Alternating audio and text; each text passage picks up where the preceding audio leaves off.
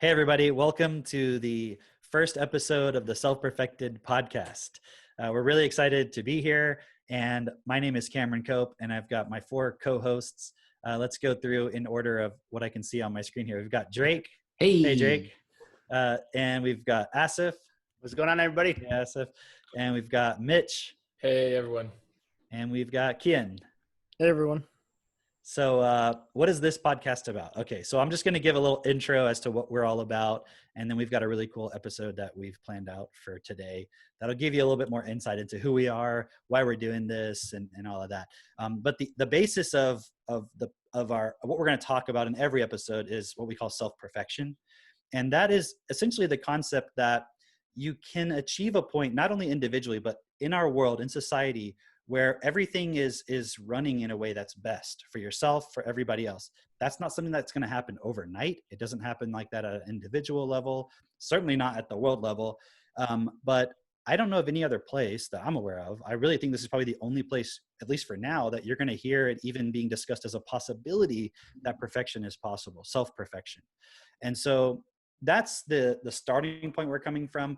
There's so many things that we have to share in terms of our own personal experiences.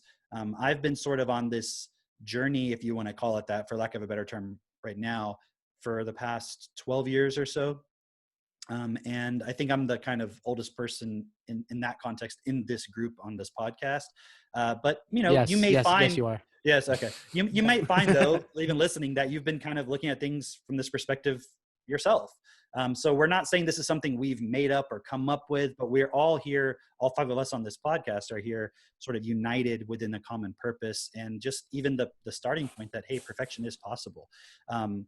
Another thing too is that people think just because something is perfect, it can't get better. You can actually improve upon perfection, but we'll get into, as we go forward through this podcast, laying out what does perfection mean within this context. We know it's kind of a triggering word. Yeah.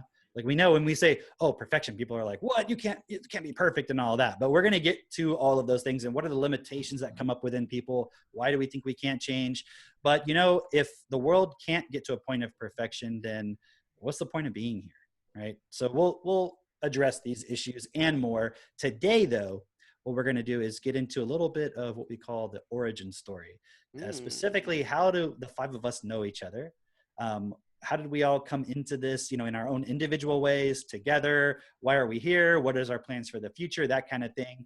And then our next few episodes after that, we'll be getting to some more specifics about some of the tools and different things that we are sharing through this podcast. And we'll also talk about the Facebook group and the community that we've created and all of that stuff, our website. We'll get into all of that. So I want to just jump right into it, though. So I know for myself, like I mentioned before, I've been kind of consciously on this path for some time, past 12 years. And some of my co-hosts, like I mentioned earlier, they've been kind of jumping in along here with me, throughout the years and so forth. But I really want to hear firstly from Mitch. And let me explain why, because Mitch is sort of the newest member to this group of the five of us, but he comes from a really cool background from the perspective of entrepreneurship. And, to be honest, Mitch, somebody that I would think just on the surface, just looking at you, I would be like, man, your life's pretty good. Like, why do you care about the world? Like everything seems okay for you. Like, and I know there's a lot of people out there that maybe things are going really well, but I know we really have to consider what we can do to support this world to become better, because otherwise it's just going to go the opposite way. So maybe we could start off by you just kind of giving your story. Tell us about who you are, your background, how you got to know all of us, and just we'll kind of take it from there. Yeah, thanks, Cameron. So looking at self-perfection for my own life, I remember about 8 years ago, I got really into listening to podcasts and reading books and all that. And along the way, I discovered entrepreneurship and how to build businesses. But it originally started because I saw that my life was pretty good growing up in America, just general upbringing. Like my life has been pretty good. Yet I know enough to know that we're all on the same planet. We're all interconnected at many levels. And so when I would hear things like every 17 seconds, a species goes extinct, or every day 20,000 children die from preventable causes, I would obviously see that, okay, that's unacceptable. What can I do about that? And that led me down this whole rabbit hole of understanding, okay, well, why is there suffering? Where does that come from? And I studied psychology. I got a degree in that, and sociology.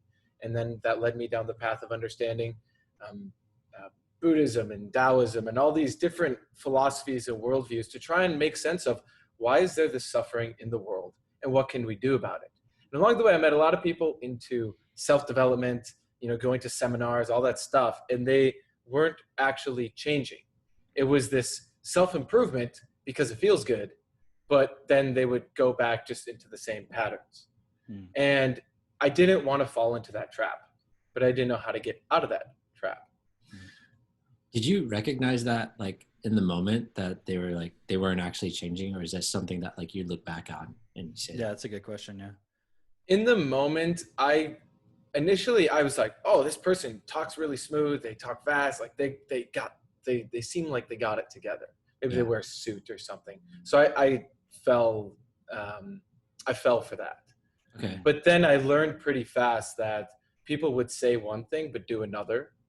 And that's when it started to open up to me that, oh, just because you're a smooth talker doesn't really mean anything. Yeah. And then I had thought that somehow through understanding psychology, psychotherapy, things like that, well, one by one, you can support people to, work through mental health issues, create a better family structure, things like that.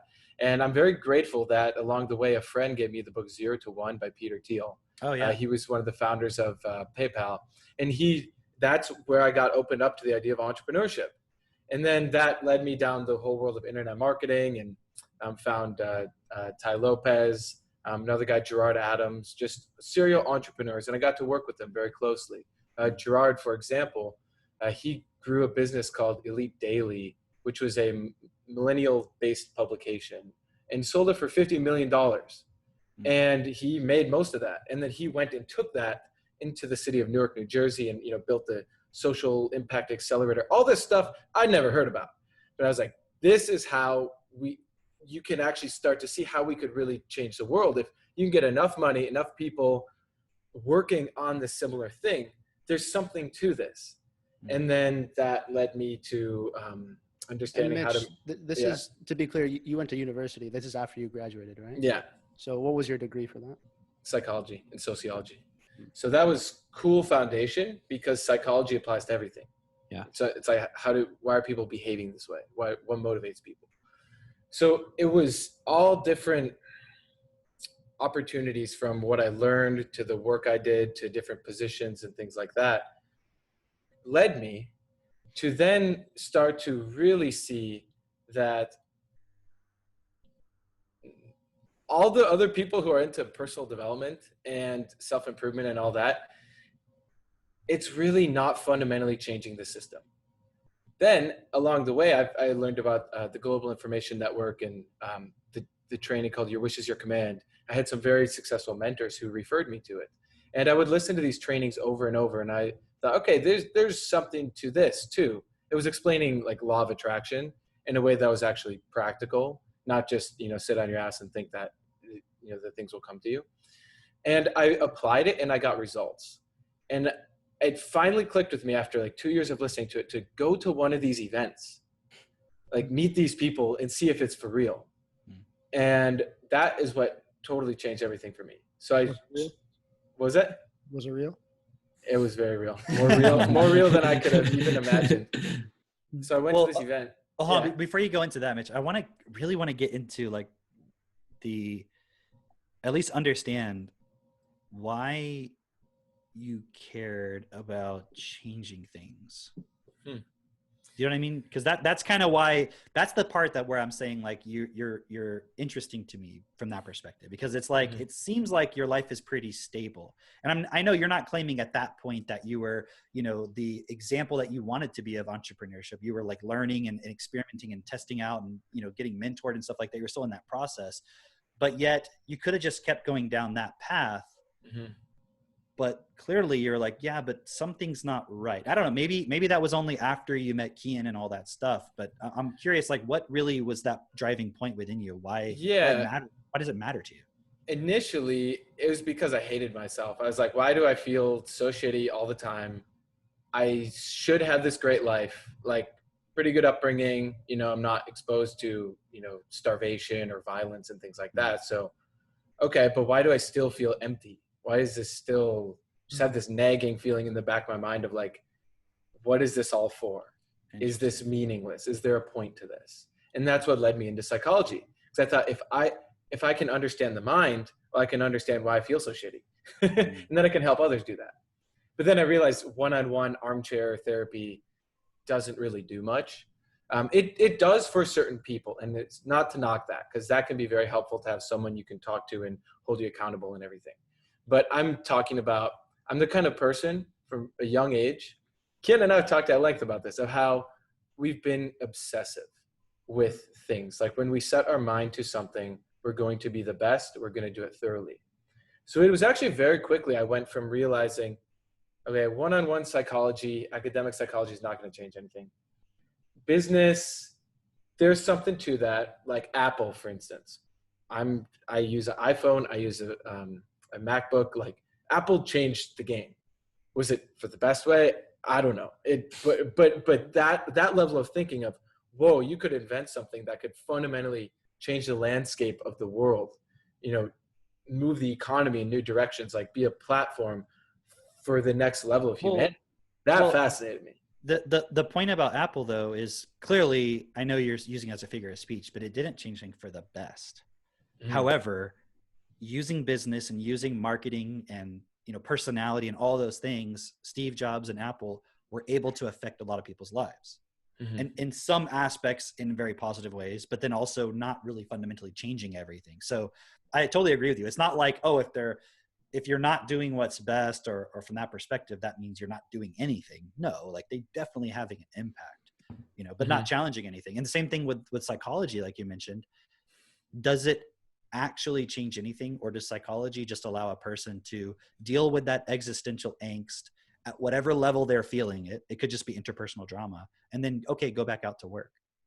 You know what I mean? And it sounds like to me, like you're like seeing beyond that. Okay, yeah, it helps to a degree, but I want to go further. I want to go to like the ultimate point. And you could see, I'm assuming this isn't it. Like this is limited. Yeah. Yeah, absolutely. And then even starting to see, there's this concept of information products. It's always been huge in the internet marketing world, where you sell a course on how to make money. You sell a course on how to build a business and things like that. So I would see those. And I'm like, wow, you could really get a message to a lot of people. And that's where I found Tai Lopez and his whole 67 steps program. And that was eye-opening. But then I also saw that there were shortcomings to that, because that didn't fundamentally change you. It was just, you had some kind of new ideas floating around in your head. But I would still go and, you know, have my different ways of coping with stuff. Or I would still be afraid to get on the phone and, you know, close a deal or hire a new employee, like take more responsibility. It wasn't fundamentally changing me. But I had always had this, I guess it started out as just a hope that, like, I hope that there's a way to fundamentally change myself. I don't know if it's possible, but I'm going to do everything I can to figure it out. And if I do everything I can and it's not true, well, shit, like it's got to be true. Then that led me to all sorts of things. I mean, I lived in South America for a while doing, you know, ayahuasca jungle type stuff. I lived out in California for a while, got exposed to the whole Hollywood lifestyle, all that. It's like really fascinating to see. Like so I did the East Coast first. I grew up in Minneapolis, Minnesota, but then I lived on the East Coast in Boston, New Jersey, Maryland, all around, and then South America and California, all to then realize at the end of it, what I was really looking for, well, it was a compilation of all that stuff, but it brought me right back to Minneapolis where I started. But now I was a completely new person because I had developed the network. I had developed the understanding of, okay, these are people with different missions and different goals. I befriended them. I understand what they're about. Now I can start connecting them. And that's where I really started to see, okay, there's there's something here to having this network of people that genuinely want to make the world a better place. Just a lot of people are still not realizing that you can actually fundamentally change the human. That's, Yeah. So that's- so the network is a huge benefit, but in itself is not going to change things, right? But it gives you an Yeah. opportunity to. Sound Yeah. like Drake, you wanted to say something. yeah, I was gonna say that's funny because like I've done a lot of traveling myself, and I did not build up a network. I didn't have the organization because like I know from a certain perspective, you know who these people are, you know what they're into, and like you could reach out to them and connect with them on that. I met a lot of people, and maybe I got their numbers or like Facebook or whatever, and then never talked to them again. So there's a certain point there of like organization that Also a different starting point, yeah. right? So I mean, we can get into that, but like I know when you came to everything we're doing, you weren't really actually looking for it. No. Maybe like at some deep down level, right? But not like you're like, yeah, I want to go out there and change the world and do all this stuff, which is not a judgment. It's just a fact, right? Yeah. Yeah. So Mitch, we you can worked get with into that, but yeah, go ahead, Asif. you worked with Ty Lopez as well for a bit too, right? Yeah, that was cool. He has a lot of haters because he knows what he's doing. He knows his target market is an 18-year-old who wants a Lamborghini and all that thing. Yeah. You can learn a lot from that. And behind the scenes, he's a really cool guy. And just his understanding of how to accumulate knowledge, I really like that because I love to read books. I know Cameron, all of us on here, we read extensively.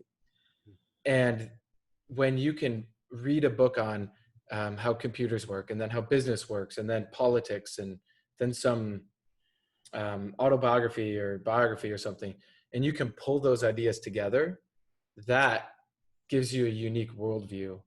That in itself isn't going to change anything. Well, let's get into that for a moment. So, Yeah. and this will kind of move the story forward, because I think at a certain point, like we've talked before, you realized I'm reading a lot of books, but you can be taught techniques of how to read a lot of books, Mhm. but that's not the same thing as applying even one book that you read. So maybe let's that go was into how you like- met. Yeah, that was me to the fullest. Yeah. I have pictures in my phone of before I went to the Gin event, because I was a struggling entrepreneur for many years. So I'd go to the library, and that's where I get my books. So I get them for free.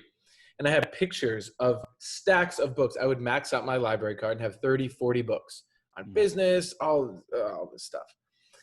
And I remember right before the Gin event, and I had a bunch of books that had to get returned. But I was reading all of these, and I started to really see the commonality in this. But then I remember looking at my bank account right before I left because I needed money for the plane ticket and to know how to put on the hotel. I was like, this is not working. Something's still not working because I'm reading all these books. I'm doing the things, all that, but my bank account is not reflecting it, and this sucks. And I had my goals. I had it on the wall. I put, the chief aim, put it everywhere, and it wasn't changing. Mm-hmm. So, but I knew enough to know, get to that Gin event, figure out if it's real or not, and then just go from there. I want to add a comment real quick in terms of how this applies to self-perfection, because we haven't really defined that yet. And I think we'll probably do that in another episode. But this is kind of like the teaser of everything, right? But if you look at self-perfection within the context of reading, wouldn't that be you read something, you're immediately able to apply it and get some results? Otherwise, what's the point? And I know when I was younger, I would read, I guess I wouldn't say this really, I experienced this directly, maybe to certain degrees, but I know a lot of people do, where it's like it's like a lifestyle. It's like you see the Ty Lopez, and so you think, well, if I have a bunch of books and I read them, then things will get better. But isn't the measurement of it, like you said, the bank account actually changes? And so if you're looking at perfection, self-perfection within reading, it would be, I can read something, I can read it quickly, I can absorb it, I can understand it, I can see how it connects to other things that I've read and other situations, and I can apply it. Or I understand it and I may not apply it right away because I don't need to apply it right away. But then later on, when something comes up, I immediately apply that information that I read previously. In other words, it should be like you're a computer downloading information into your database, either for use now or later, not just into your memory where you can talk about the concepts and sound really smart and all that stuff. And a lot of times we will use things like that as an ego booster, and this is, I think, where the judgments of people like Ty Lopez come in. Like I have a big wall of books behind me right now for those who can see the video, And what Tai Lopez figured out, and obviously he knows a lot of other things too, but he figured out how to show the car, show the books, and people can be like, I want to listen to you. Mm-hmm. So there's nothing wrong with that in itself. But then the question is, okay, now how do you replicate if someone reads a book, they can actually take it and apply it? And I think that leads us perfectly into when you met Kian, because that wasn't necessarily what you thought you were going to get out of the Agenda event. But strangely enough, that is actually what you kind of got out of it, like to a large degree, isn't it? So maybe you can talk about that fateful day in Mexico, right? That was Mexico, right? No, it was Denver. I'm sorry, Denver. Yeah, Denver. Yeah. So that was classic me. I would read the books and I would feel kind of good because I understood it in theory. And then you read a book on how to win friends and influence people, but then you show up at the event and you're like, how do I make a friend? How do I influence these people? I get it in theory, but I couldn't do it. Yeah. That's a telltale sign that you're not actually changing, but we have some ways to help with that. Yeah. So one day it was one of the mornings, I'm sitting there, eating the breakfast in the lounge and, looking out at a beautiful, like the Rocky Mountains and everything. Like, this is pretty cool, but I don't necessarily know what's going to happen. And I see this guy walk past me wearing a shirt that says success is a decision away. Success is a decision away. And I'd heard that quote before from Kevin Trudeau, and I'm like, this guy's got to be here for gin. And in that moment, I made a decision to go talk to him and introduce myself. And he's like, hey, yeah, I'm here for gin. Come sit with us. And started asking him, well, why are you here? What is your goal? What's your mission? I like to talk. Starting the chit chat. Yeah, exactly. Yeah. And he says, well, two things. One, educational perfection. Two, financial perfection. I was like, ooh, financial perfection. Perfect. Because I'm still not figuring out money. I'm like, what does that mean? He's like, well, you should really check out what we're doing with education. We're, reforming the education system, changing that around the world. And I'm like, okay, yeah. But like, what about the money? He's like, okay, well, yeah, I'm an investor and have access to deals and stuff, but really, you should really check out what we're doing with education. I was like, okay, yeah, that's cool. So can I invest with you? Like, how does that work? I was totally not seeing what was right in front of me. And he said, well, have you ever heard this statement that your financial stability is a direct result of your emotional stability? And in that moment, I got triggered. Which is so funny because it just shows that I wasn't emotionally stable. You're like, fuck you, I'm emotionally stable. literally in my mind, that's what I said. But I was like, well, okay, but because I didn't know I didn't really know what emotional stability meant. And I didn't really think it was possible for me. But I knew there was something to that. And then he said another saying that I'd heard before too, that your business is an external reflection of what's going on inside you. And there's another one where I was like, oh man, okay, maybe what's going on inside me actually kind of sucks because the business still isn't working. So he presumed to expose me to some different ways of looking at things and how to actually learn. There's a phrase in Gin called conscious competence and unconscious competence. Like when you know something, like how to tie your shoe without even thinking about it. But that's a concept that goes to your whole life. Like Jeff Bezos is unconsciously competent at innovating and, making a ton of money. Donald Trump is unconsciously competent at, running his political agenda.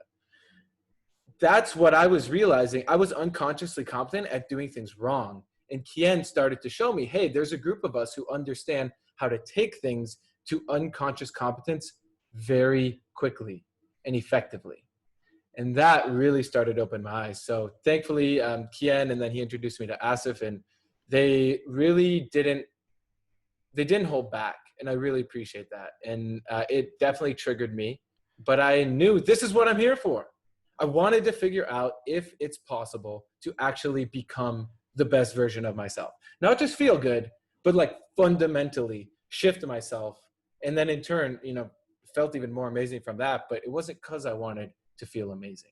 It's because I actually wanted to level myself up. And that has been how I found these guys. There was obviously some little shift that occurred that you made within yourself of like, okay, I don't like what you said, but I'm going to listen. Yeah. It's because I knew Kian was younger than me and making way more money than me. Sure. But what I mean is like, there's still that point within you where you're like, okay, clearly I need to listen here. You know what I mean? And and the reason I bring it up is because, we have an episode planned where we're going to go into the principles that we all stand with and that we're either applying or learning to apply and stand by more and more and more to that point of perfection, like we've been talking about. But one of those is self-honesty.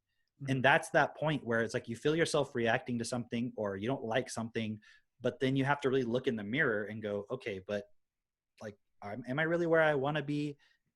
Can I change this? Should I listen? And I think that you said, they don't hold back. It requires self-honesty to listen to that, because not everybody likes it. Like a lot of times people, they just want to hear what they want to hear. But, and I think that's exploited in the self-improvement industry to some degree by some, where it's like, hey, if I can make you feel good, you'll just keep buying my seminars. Yeah. But, none of us are looking for followers. We're looking for people who are like you just described, like, okay, I didn't like what you said, but I want to change. I want to improve my life to the point of what's fundamentally my fullest possible potential in this life. And I want to do the same. I want to help everyone else. I want to see that in the world. I want to see that reflected there. So maybe, I want to shift gears real quick. I want to see, Kian, from your perspective, because this will kind of like tie things together. Can you kind of walk us through what your thought process was, or kind of like what was your role within that whole situation? Within meeting Mitch and how we. Yeah. And then maybe that'll lead us into kind of your story and how you came to this. But I like to kind of like have that continuity of, okay, when you saw Mitch and he started asking you questions, what were you thinking? What was 100%. Yeah. So basically so when we met at that gym event, so I walked by Mitchell and then he said, hi, you part of the club? I was like, yeah, I'm part of the club. So I was sitting down with 2 other people at the time. So I'm like, okay, let me do some networking, mastermind with some people, right? And then I invited Mitch over to the table. So then it was so funny that morning, Mitchell, because when everyone was going around talking about what they did, right? And like talking about what they saw for the world. And we were sitting with some people who were pretty, I would say, deep into spirituality. You know what I mean? And they were talking about like going into like next levels of dimensions and how if we just focus on consciousness, we're really going to shift the world and save all the animals and everything. And then I was just looking at Mitchell. I was focused on Mitchell because these people were interesting to me, but I saw something in Mitchell that like I knew he didn't reach out to me for no reason. He was in that conversation? Yeah, so I brought him over and and so people were still talking. They were already in. Got it. Yeah, okay, so he's like, oh shit, why did I? I had lived in California for a while, so I'd heard the stories before. So I was like, okay. Got it. And we'll talk about that stuff in future podcasts. Yeah. Why we say Yeah. So basically, Mitchell's sitting across from me. Remember Mitchell? And then there's like a woman on my right and a male on my left. And basically, because I had already been sitting with them and I invited Mitchell to take the last seat, which was perfect. So then we all started eating together. And as we were going around talking, like I was quiet, I'm patient, I'm just waiting, Kian, like patient Kian, just waiting to strike, right? I'm joking, but basically, at one point, Mitchell, like we hear about their both perspectives, what they're doing, what they see in the world, why they're a part of Jinn, their whole background story. And I'm just sitting there and then Mitchell goes, so Kian, tell me more about you. What are you doing and what are you working on? Right. And just like how he asked. And then I started talking about what I was doing and immediately I got interrupted and they went on some whole tangent about some next level of consciousness dimension, but we were talking about pretty practical stuff. And I knew you were looking for real solutions. Just by the way you asked me the question, I can tell you weren't asking the question to be like, okay, that's cool. Like you go on with your life, I'm going on with my life. You were looking for something to really, I don't know if it was just to really learn something, but I could tell that you were motivated to create change for yourself and others. That's all that I could see, So like this guy's pretty cool, I'm going to keep in touch with him. And then we ran into each other a few times throughout the event. And I remember when you came into like, you end up seeing like things like TechnoTutor and we talked more about the education stuff and all that. But I remember you asking about investments and I was like, yeah, the money won't be a problem as soon as you're well educated. And I have no post-secondary education. I made it through high school and then I got into working in sales and all that. That's how I started to make a little bit of money. But then Mitchell was like this guy who I didn't know this at the time, but he was like telling me that, yeah, I'm break even in my business. I've been doing it 7 months in e-commerce, but I'm still working on it. Later on, I figured out when I met him, he was down like $9,000. He had a PhD in freaking, what was it, Okay, psychology? not PhD. But Oh, yeah. sorry, master's or BA. Okay, BA. And then basically I was like, holy shit. So well, I was thinking about this to myself. I'm like, why has this guy, he lived with a multi-millionaire in e-commerce. That's how you got into it. Mhm. And you bought his course, you studied everything from him, and you're broke and you're living in your parents' basement and you have nothing. So I was like, holy, because I was in bad situations before too, you know what I mean? Like I've been in places where like I could barely make my mortgage payments at sometimes, you know what I mean? And then I saw you really start applying yourself, like being super honest. You're the only person who did everything I said, like word for word. So that really impressed me. Mm. When we started working together, I was like, this guy is. And that's fast forward after the gin event and things like that. Yeah. That was after the gin event. So like we started working together really closely, and then Mitchell just really like took off like a beast, man. And I remember being at that gin event. I think it was Sunday when we were all eating at this. It was like a Mexican restaurant. Tacos. Yeah, we having tacos. Yeah. Tacos. And Yeah. here's the thing. Blue Agave Grill. That's Yeah. right. There you go. Uh, And Oh, and real quick, I just want to say real quick, for those of you who don't know, when we're saying gin event, it's a private club. It's called the Global Information Network. That's what we keep referencing to. We haven't said that yet, I don't think. Yeah, thanks. Yeah. Anyways. And like you said, Cameron, that point of self-honesty. So we weren't trying to support anyone to just feel good. Yeah. I remember I was sitting across from Avery. And this is so funny. This is so funny, man. Asif, Mitchell, and who was the other guy? Was I think it was it Revo. Revo? Yeah, Rivas. Asif, Mitchell, and Revo were sitting at the end, And Bill and Bilal. and Bilal Okay. at the end, close to the wall. And oh my God, dude. I remember looking over. So Asif's going and he's talking. He goes, guys, that's not real. He's like, listen, this is how your mind works. This is how reality functions. How do you differentiate from what's like physical reality and energy? Where does energy come from? Where do your thoughts come from? All of that stuff. And I'm like, okay, this guy's going in. Like, my brother. I Like, had just learned to like express myself to people, you know, like You're like, really I'm not push holding back myself to anymore. express Yeah, myself. exactly. yeah. And that's what Mitchell mentioned, like not holding back. And if you really think about it, I think that's probably the quality that supported you to even shift yourself. Because you Oh, yeah. probably, like, I don't want to put words into your mouth, but I know we've all held back in different spots, right? So it's like when you see somebody just like going in, expressing themselves fully with no limitation, you're like, holy shit, like It's fun to watch. Yeah. that's pretty cool. You know what I mean? Was that something that was attractive as well? Yeah, I loved that you guys knew what you were talking about. It wasn't some theory about some other dimension of consciousness. You're just like, yo, it's right here. It's right in front of you. And you just helped me see practically how my mind works, how, you know, reality works. But then how do I take that home with me? Yeah. How do I actually now live differently and apply that to achieving my goals? And then it worked. And I saw it work for other people too. So I was like, all right. Yeah, man. Cool. And so that day was so funny because the day before that, Asa was sitting with you guys at breakfast preaching, giving the Jesus preach. You know, like if to Jesus was here Jesus, today. yeah. That was Oh, a you're small actually talking part about Jesus. of it. That was a small part of it. That was a really small part. That was like the day Mitch, what before. else? We were talking about other stuff too. Yeah, and that was a small part of it. Imagine what else we talked about. Yeah. I remember walking by to the washroom and I was just like, if Jesus was right here, he would be doing what we're doing. I'm like, okay. I'm like, he's really going in. Like, good. It's true. That's amazing, you know? Yeah, and I actually started to understand that. I was like, wow, this is Because I remember at that some really moment, next level shit. you were talking about your time in California. About we were talking about like you were talking about a guy who went through enlightenment and the enlightenment experience and all that stuff and spirituality, and then we're just putting that stuff into question again. It was fun. It was cool. Mhm. Yeah. And even afterwards, I was like, "Answer, like, was that the best way to approach it?" And he's like, "Yeah, like I just wanted to express myself." But it was really, really awesome, man. And that was like a really fun event for me too. But back to the Mexican restaurant. And when I looked over, so we're all finishing, we're paying our bills. Everyone's pretty much getting ready to leave and all of that. And I look at Avery, and then I hear Asa speaking with his capturing, fierce voice, you know, like when you're in passionate storytelling mode. Yeah. Oh, shit. you know, just like I'm totally possessed. yeah, just like it just like pulls people in. Yeah. And basically I look over, I'm like, what is he saying? Like, I don't know. Right.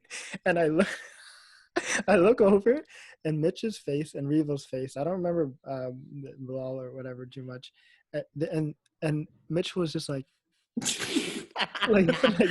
just like confused, and Revo's face was like red, and I was like, okay, the thought that went through my head is I don't want to lose them as a friend, to be honest. I'm like, I don't know if we're gonna be in touch after this event if this continues. Like, they're gonna probably think we're crazy.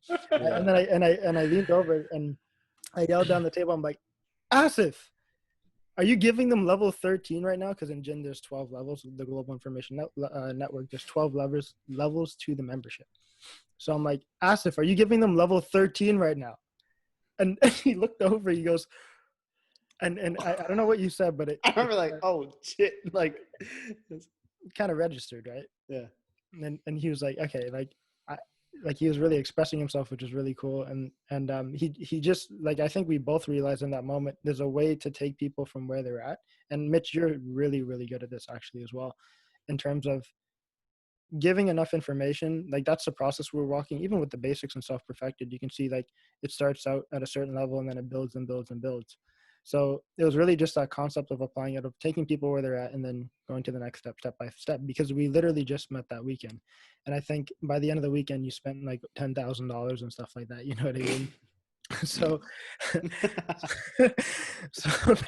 But look at where it got him. Was it worth it? I Was know. it worth it? Yeah. Fast forward 4 months later, I'd made it all back and then some. So Well, and I just want to add something in real quick, because you mentioned TechnoTutor earlier. So for those of you, obviously, you don't necessarily know all of us personally or anything like that. I'm one of the co-founders of TechnoTutor. You guys mentioned, Kian mentioned Avery. He's my business partner. And, for those, you're talking about bringing people up to, talking where they're at and having them come up. At a certain point, everyone hits a limit, and that's based on your ability to process information. And it's not a personal thing. It's not a lack of intelligence type of thing. It's nothing more than we are not, for lack of a better term, programmed to process information in the most effective way. It's like we're taught and we're treated in this system that we live in, especially through the education system, where we're taught in a way that creates within us. It's like if you had a 1984 Mac 2 or whatever the one was back then, and you're trying to operate in 2020. And basically the super elite type, the Elon Musks, your Bill Gates, they all have like, the brand new MacBook Pro or the whatever.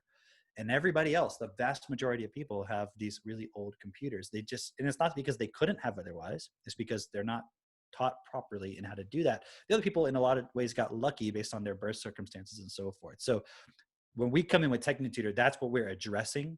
Right. And then that's obviously what you guys talked with Mitch about.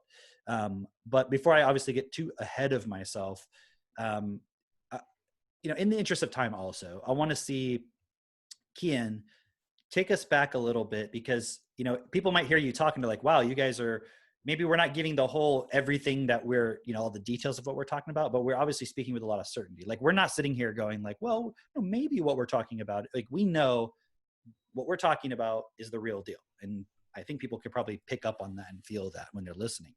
But maybe let's walk back a little bit, because how did you get to that Denver Jinn event? That was a process in itself, and that involves Asif as well within all that, your brother, right? So maybe walk us back a little bit as to how you arrived at that place. Like all the way up until there?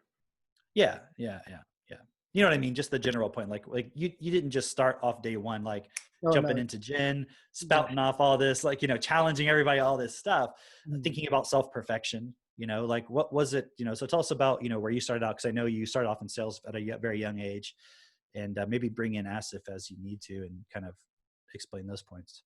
Yeah, for sure. So yeah, growing up for me, I didn't know if self-perfection was possible, because we were taught like the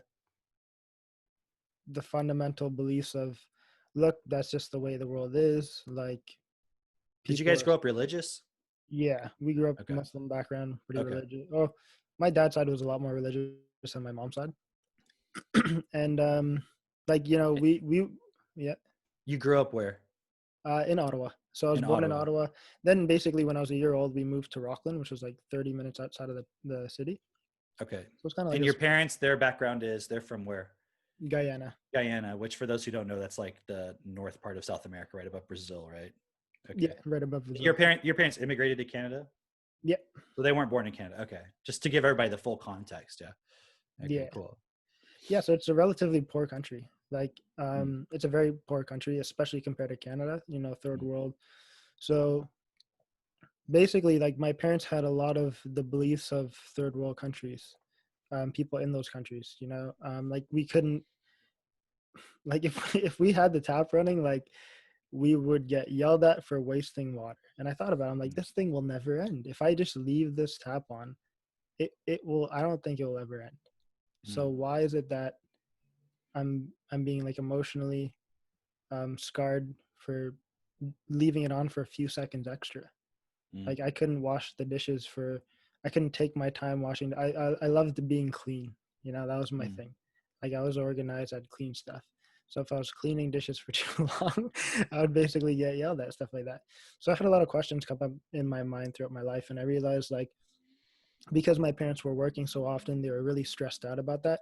And I could tell to some extent, they enjoyed their work, but they wouldn't be there if they didn't have to, type thing. So then I kind of made some decisions. Like growing up, I was like, yeah, I'd love to be an entrepreneur. When I was like a teenager, I started making those decisions, but I didn't really know or understand how I would do those things. So it was when I was 16 turning 17. Basically, my dad gave me the audios of Your Wish Is Your Command and introduced me to the Global Information Network, that success club that we're all a part of. And that was when I was in grade 11 going to grade 12. So it was the summertime. And basically it was really cool because when the person who had created the club, Kevin Trudeau, when he started talking about, being a part of a network, a mastermind, things that can help you achieve your dreams, focusing on goals and mindset and all that stuff, I was like, wow, this stuff makes a lot of sense to me. It really resonated. And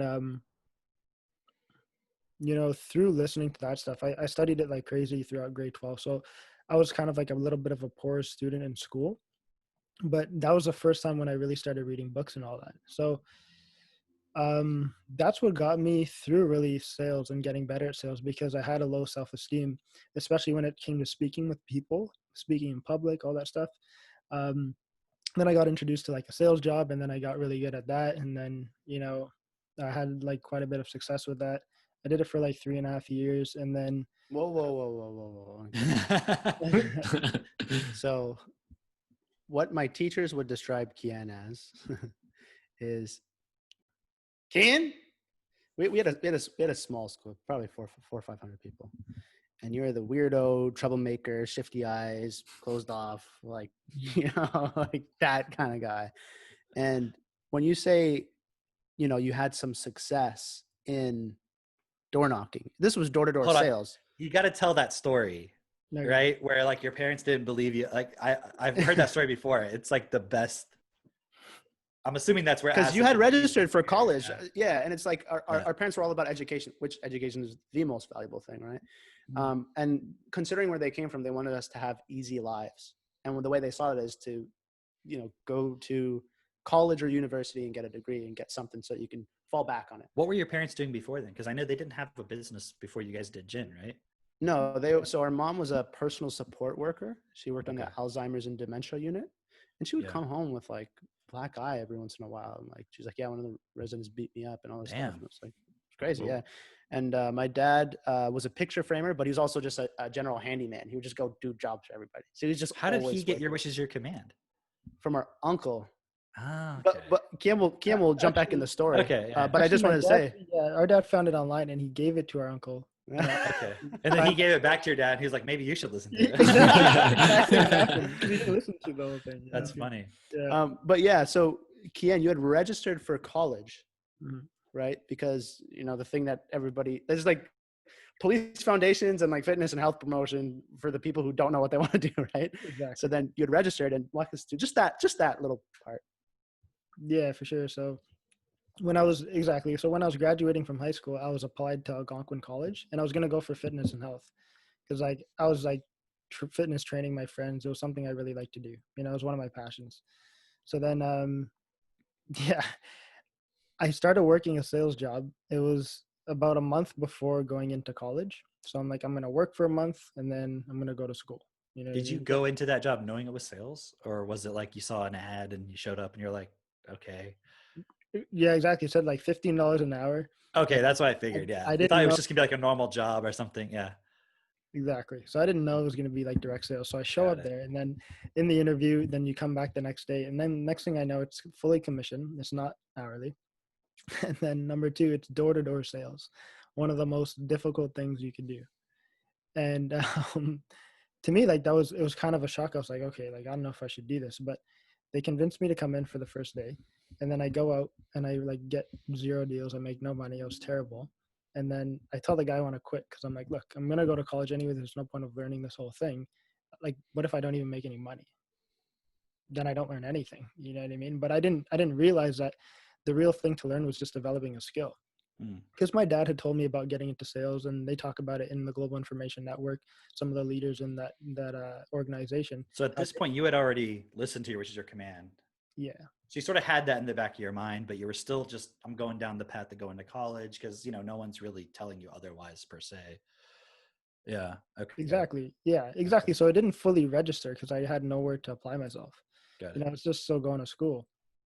So then that gave me the first chance to apply all that stuff I had been studying. Mm. So then I came back the next day. The guy's like, look, if you just do this many sales and all that, you'll make this much money and you'll be fine. So I'm like, okay. He convinced me, and I came back the next day. I started selling. And then like I decided to not go to college. So 2 days before going to college, I got my first paycheck, and I told my mom I'm going to quit college. And I already had gotten like the ID and like that stuff. Like, you know what I mean? I saw the college, I did the tour, all of that.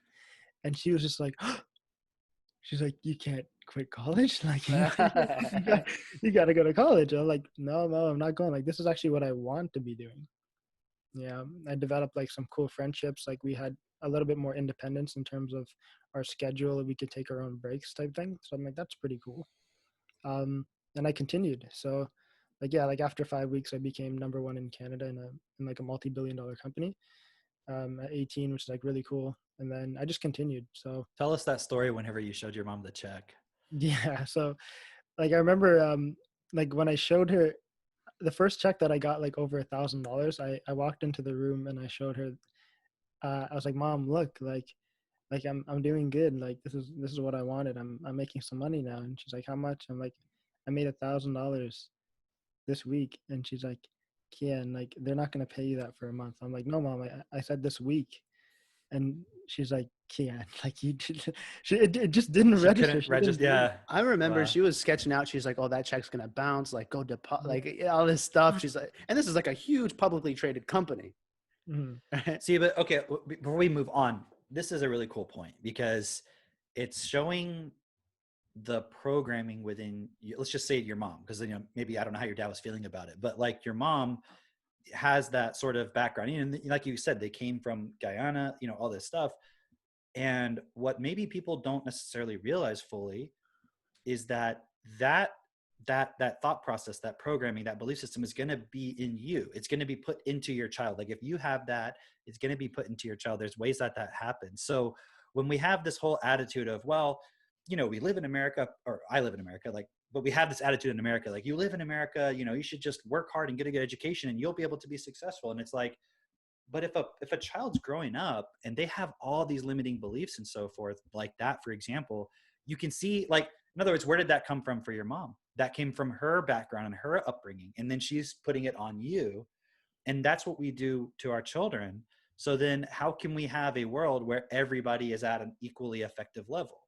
You know, so it's like a myth that everyone can just pull themselves up by their bootstraps, because if you're not given tools and taught how your mind works, like Mitch said earlier, and the tools of how do you actually change all that incorrect beliefs and programming and everything that was in the first 7 years of your life at a minimum, like you're not going to be able to go and have the emotional stability required to do what Tai Lopez is telling you to do.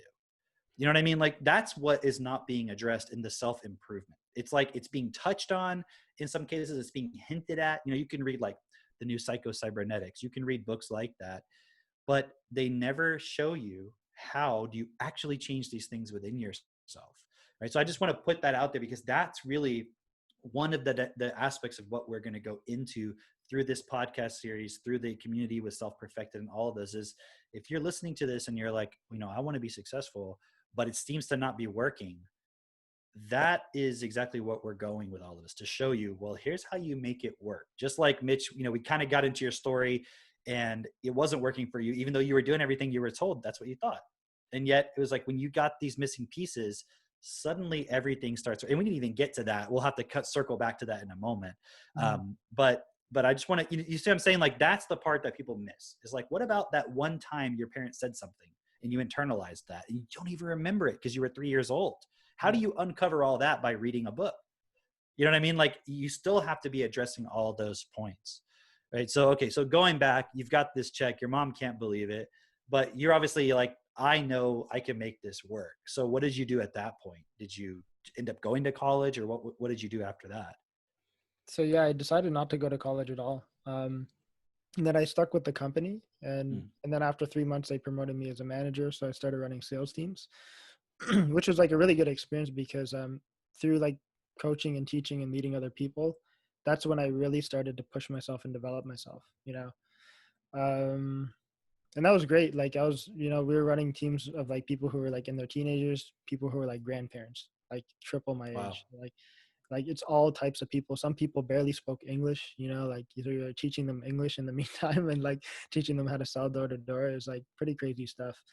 So like that was good. Like I mentioned, I did that for like 3.5 years. And then in the meantime, what was happening, I kind of actually quit because Was this, hold on, was this, because I know we've talked about this before, like you ended up even buying your parents a house.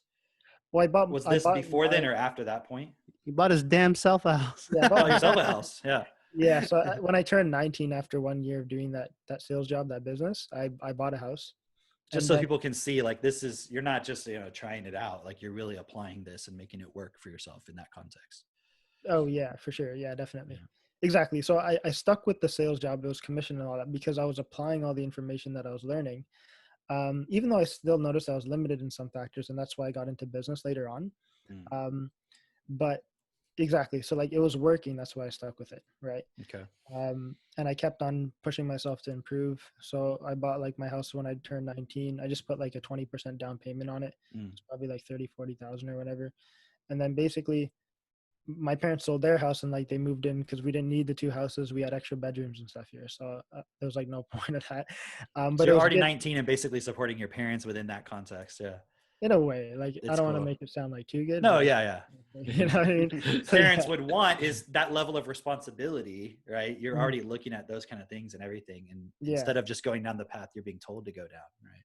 And it's true. Like mentally, I was really preparing to like eventually have a family and all that stuff, but I wasn't at that point. You know what I mean? Yeah. So then that went well. They would like take me on company trips and all that. Like Punta Cana, I won a trip to like Dominican. Actually, both the trips were Dominican Republic, Punta Cana. And then like one to Dubai, but I didn't take it because I knew I was quitting the company. And a part of the reason why I ended up leaving that was because it wasn't really aligned with like all my principles and values. So when I started to get to higher levels in the business, I realized there's different things that were going on that I didn't fully agree with. And I wanted to do something that made a bigger difference in the world. You know what I mean? Because just selling random products door to door, it was cool. It was fun. But I'm like, I want to really support other people to fundamentally change, because some of the stuff that I learned in my life, I felt privileged to get at a young age, but I still had limitations in terms of I was still getting sick all the time because I was sacrificing like my health for like work. You know what I mean? So that sucked. And that sucked really bad. Like I got sick for like 3.5 years actually. Wow. After 2 years of doing it, I started getting a chronic cough and things like that for, go on and off, month after month. And then I quit and then me and my mom purchased a laundromat in Ottawa, 50-50. We still have it today. It's going well. And then Go into that. What helped? What supported that decision? yeah, Because that so didn't just come out of nowhere. no. So I started going to GIN events, the Global Information Network events, the major ones, which are 3 days. It's Friday, Saturday, and Sunday. In 2014, September was my first event. So that was the event where me, That my was mother, Arizona. Arizona, exactly, in Phoenix. So basically, Asif, my mother, my father, and myself all went to that event. And I remember at that event, my mom, we were in the hotel room and my mom made a decision. She's like, you know what? I knew I could own a business. I'm gonna start a business sometime. It's gonna be like this or that. We were like coming up with ideas. But it wasn't until exactly 2 years later on the same weekend, we had actually closed and purchased that laundromat, which was like pretty awesome. So it kind of sparked from the whole entrepreneurship. Well, she ran her father's businesses when she was younger, like restaurants and stuff like that. Oh, okay. So it's kind of in her programming, but the decision really came from like seeing I had potential, remembering her own potential, and then deciding to exploit that by seeing like other people succeed at that event. You know what I mean? Like that's a Yeah. big So part that of environment of that event helped that decision like happen from that Ex- perspective. It wasn't the only point, but it kind of let everything come together. yeah, That's pretty exactly. cool. You know what I mean? So like just seeing other people doing it, it's like, Yeah. I can do it too. Now, did you meet Avery at that event? I met him the next one on the cruise. That's where I Okay, met you guys. got Yeah. it. So sitting at the table with Rebecca, and then she introduced me, which is like awesome. So So, okay, before you go into that, because that already pretty much brings us up to you getting into Jen. yeah, I want to like switch here and have Asif kind of come into this story. Like, Asif, walk us through like who were you at this time in high school when Kian's starting to go into sales, and kind of bring us up to that same point for yourself, and like why did you go to the Jen event and all that stuff? We have actually a third brother, so I'm the youngest, and then there's Kian, who's 2 years older than me, and then 2 years older than Kian is Riyadh, Okay. and he was he paved the course, right? And Huh. he really set the bar for following through with all of my parents' expectations and doing it in his own way, right? And so he went the most traditional route in Ottawa. For those of you who don't know, it's a very government city. The Parliament for Canada is here, and so he did his 4 years of university, got his bachelor's in communications, and he worked his way right up the government. He did a really cool Okay. job. Very charismatic, very personable person, and I was very similar to him in that regard, right? One thing that's I just got lucky in that I'm the middle child. I can't even like really looking at how much our going through the understanding of how much our unconscious and personalities and all that stuff was developed at a very young age. It was like I was really lucky to be the third child. And what came along with that was I got really good at playing the game. You know what I mean? Like whatever the game was, literal video games. I was really good at playing video games.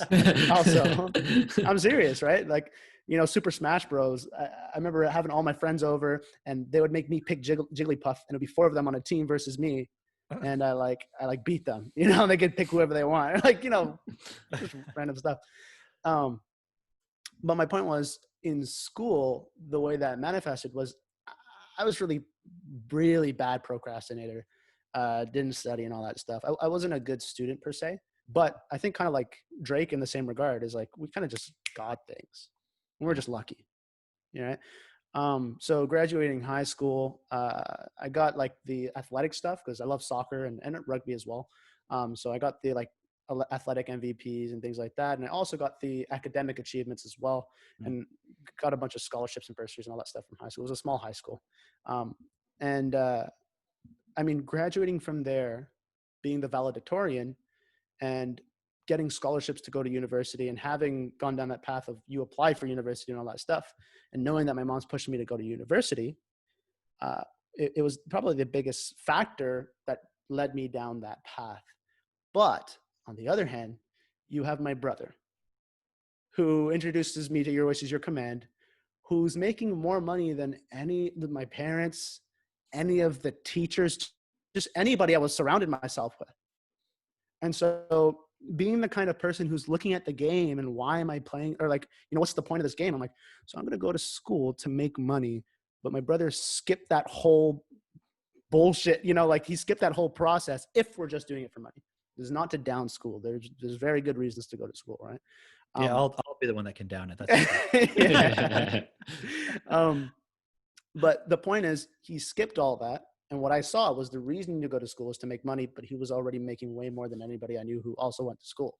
yeah. So it got me thinking a lot, right? Because when I was able to get my first job in Ontario, it's when you're 16, I started working with him. And watching everything that how he's changed and all that, you know, I started listening to Your Teacher Command. I read the first book that I ever read in my life, The Magic of Thinking Big. And it was like really applying myself at that. Kian got me to see my potential within sales.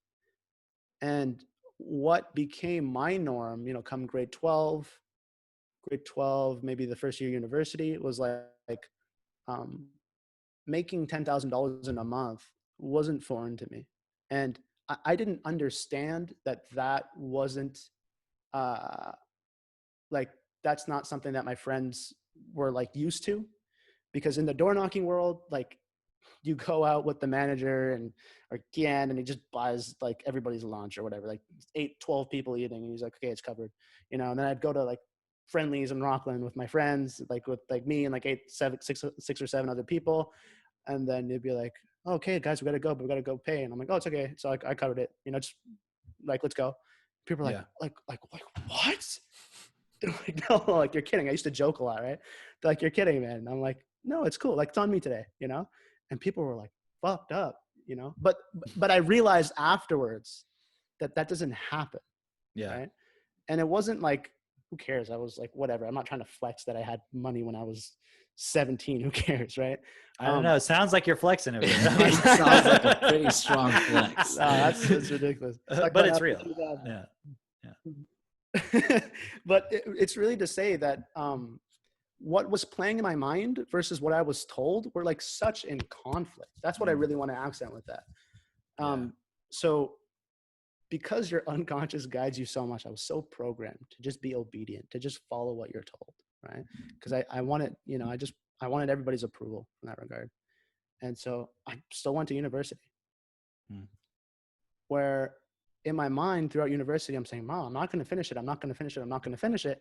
But she's like, you're getting the scholarships. Like, you know, you're barely even paying for it. Just go, you know? Wait, so you're saying you were doing the door knocking, that kind of stuff with Kian, making money. And just like 2 months, just during the summertime.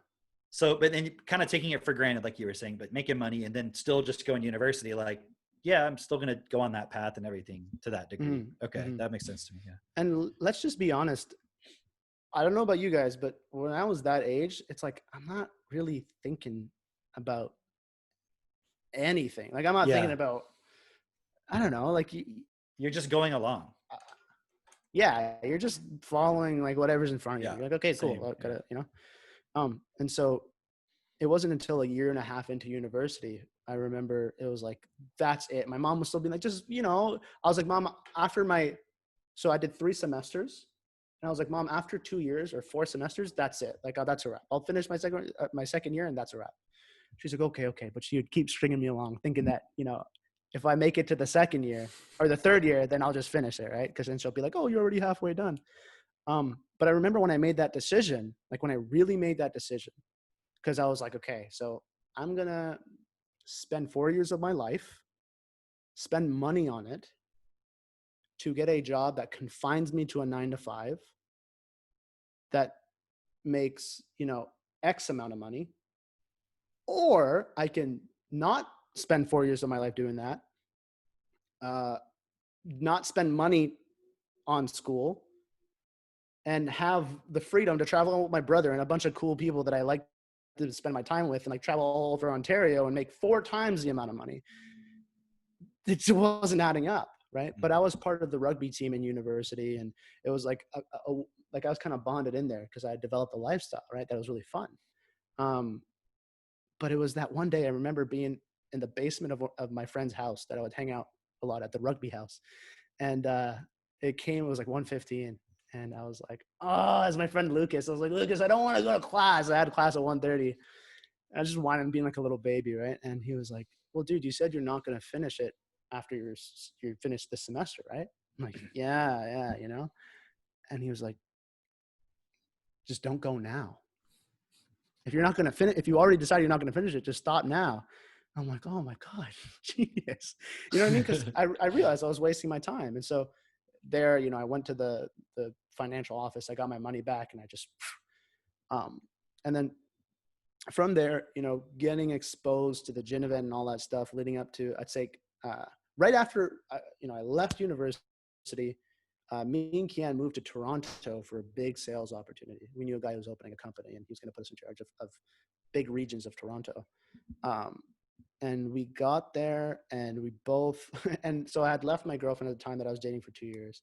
I had left university and moved out to Toronto, first time living on my own. Huge change. And then me and Kian, we knocked for a day, I think. And the next day, we were going to really commit ourselves to that job.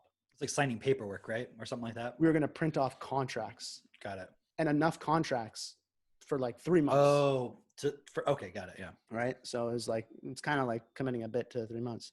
And I remember just being so depressed and so fucked up. And Cam, when you told me the story from your eyes, it was so funny. I want to hear it from your eyes. Yeah. When we pull up I was driving, right? And we pull up in the parking lot in our mom van, right? The Honda Odyssey. And and you went into the UPS store to print the contracts. And when you came back, I was like, you know, I was like this, right? I want to hear it from your perspective. I was like dead. Yeah, man. I remember just like having this thing like almost shaking within me, you know, like I don't want to do this. And then just pushing because that's what, like you said, what I was good at, just like pushing through the motivation, the hype man, all of it, you know, just pushing do it through anyways. Yeah. Be done. Doesn't matter if you kill your kidney or whatever, just do it anyway. You know what I mean? And we were going into, I walked into the printing shop, and I remember walking in there and like something in my like chest like dropped to my gut. It was like I lost half of like a part of my life or something. And I was like, if I have to just keep on doing this, I might as well like kill myself. I might as well be dead. Because I just wasn't passionate about that. I didn't see how I was building a bigger purpose or a bigger life for like myself and other people. We were just doing it for income, really. I think everyone gets, well, I can't say everyone, but a lot of people get stuck in that, you know, just doing things for income. And Cameron mentioned like a point earlier as well, like there's a lot of people who like because they don't have the stability, they'll make a bunch of money and they'll lose it. Like we were hanging out with 20-year-olds who made like literally millions of dollars in their 20s. And then they'd spend it stupidly, make millions, lose it, make millions, lose it. So I was like, is that, and plus they got into like a bunch of other stuff, like, you know, drugs and like a whole bunch of stuff. So I'm like, is that what's going to really give me like a fulfilling life? No. And then I made a decision. I'm like, fuck this. Like, I'm done with this. I walked back to the vehicle. I had nothing printed. Like you said, we're going to print a bunch of paperwork to sign contracts for the next 3 months it was. And when I opened the vehicle door, just seeing you were laid back or whatever, you're just like, I remember, yeah, I was chill. you're like laid back. And just, I remember looking at As's face when I left the vehicle. Like, I thought he was the closest thing to a dead man. I'm like, how is this guy going to sell if he can't even fucking open his eyes? Like it was like you were just like down. We were both like sad, depressed internally. I was just suppressing it more, but I could just see it right through your face. You know what I mean? And I was like, holy fuck. Like, if I feel like this, how does he feel? Like, I'm gonna get my brother killed, you know, mentally. And I was just thinking, I'm like, I could never tell Kian, like, this is his life. This is what, you know, you're like, man, we're just gonna fucking do it, you know? Yeah. Like, I'm like, okay, cool. I don't know what the hell I'm gonna do. we just like didn't know. Like, we had no vision for ourselves. We were just following what we were being told to an extent, right? And we were sold like this whole grandiose dream of this guy was going to build some next level generator. Everyone would have. Oh, dude, this generator, man. Millions of dollars. I was going to be like the vice president of the company. Asked if something else, like, and none of it was true, and which was crazy, right? None of really. It, yeah, none of it was actually true. And then he told us we'd come in at these commissions, and then dropped it, and then dropped it, and then dropped it till it was like nothing. And we were supposed to have leads, but then we still had to door knock. So I was like, all of this isn't just adding up. And I was like. And then I came back to the vehicle and I saw Asif half dead, you know, and I saw Asif, and then he was like, dude, like, where's the contracts? Where's the paperwork? I'm like, I can't do this anymore. And at that point, I don't remember exactly what you did, but you like just like opened up and you're like it I was a remember moment I of was like, gratitude. You're I like, went "Thank-" I went from like this, like a little closed off that, and I remember you saying that and just being like, Like, stretch out. yeah, I was like, oh my god, like all the demons left my body. It was a straight exorcism. And we went straight to a Tim Hortons, and like it was like blank canvas, new city, about 5 hours away from Ottawa, way bigger city, full of opportunity, full of people. We're in a Tim Hortons, just Which is getting basically some- like Starbucks for those who understand in the U.S. or No, what's it's the other a one? much Dunkin' lower- Donuts or something. Dunkin' Donuts. Yeah, but I mean, Dunkin' like, Donuts. yeah. Starbucks is like nice. Tim Hortons You know is what like I mean. Dunkin' Donuts. And yeah, very simple coffee shop. And we're just mapping out our life. He got us to draw little stick people. One of them is like not that happy. But you write everything that you have that's going on in your life, and then you draw one that's like happy, and like, what are you doing for travel, for health, for wealth, you know? And I just remember being like completely energized about like going from that to that within like half an hour. Wow. Dead person to like, oh my god, like life, and like feeling like all this like, you know, complete expansion and like endless opportunity, right? So anyways, from there we had the Cancun Gin event 2016. So real quick. So you guys at this point in the story, like doing all this stuff, stopping doing that work, you had already kind of had the gin, which is your command material in you. 100%. Just, and that's important too, I think, because if people are trying to question their life, but literally they haven't been exposed to anything offering any other way of thinking about things, True. like, what are they supposed to do? That's true. Like just 100%. magically come up with it. So also this idea that you have to do everything on your own and figure things out on your own is really just ego. You know, but that's education is so important. This is like a part of the education process. Yeah. Right. So, okay. So then you guys went to Cancun. That's where you and I met, right? Yeah, exactly. And so Kian had bought TechnoTutor from somebody locally before that, but I don't really know. We just didn't really get the full picture of it. Mhm. And I mean, Kian, you were talking with Avery, right? And Of course, we were still a lot younger as a company then anyways. 100%. It was like year Yeah. two, I think. Yeah. 2 or 3. Wait, so, okay, hold on. So that event, the thing you were describing with not doing that work and all that, that was right before Cancun, you said? Yeah. And then Yes. you went to Cancun. So that would have put you early 2016, I think. Right? Exactly. February 2016. So you'd already been to some Gen events, or at least Yeah. Kian had prior. I had to went that. to one. I went to 2014 Phoenix, Arizona. But this was as your well. only second one Yeah. after that. Because I know Kian, I met you on a Kian went to cruise more, in yeah. 2015, I think. Yeah. I had been pretty much to all of the gin events other than like one of them, Okay. 2018 or something. That gives me cool perspective to kind of see how you both kind of come into everything. And I was young, right? Like I was like going to school while he's going to gin events, and like it was cool watching him do that. But I really had no context for it. I was like, okay, cool. He's going on a trip. Like I'm in school or whatever, you know, like it just wasn't clicking for me. But it was in 2016. We already had TechnoTutor, and I remember playing around with it. I was like, oh, cool. But I didn't understand anything, right? You Because didn't maybe have any real purpose with it either. That too. But I had no idea what it was. Yeah, exactly. Yeah.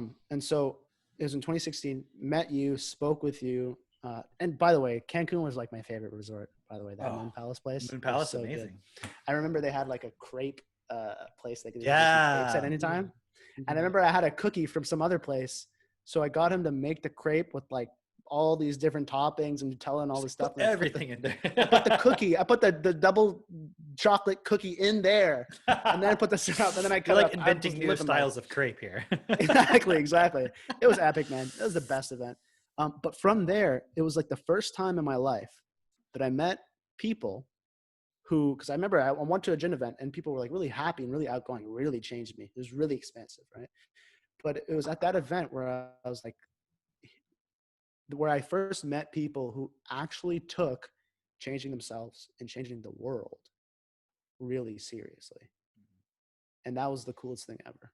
And it was through talking with you. Cameron, I think we had like the things that you were interested in were very similar in terms of like you're explaining how, you know, the human mind related to the computer and the way in which we process information. And different things like that of the CPU Yeah. and how it relates to the brain and the synapses and all these points.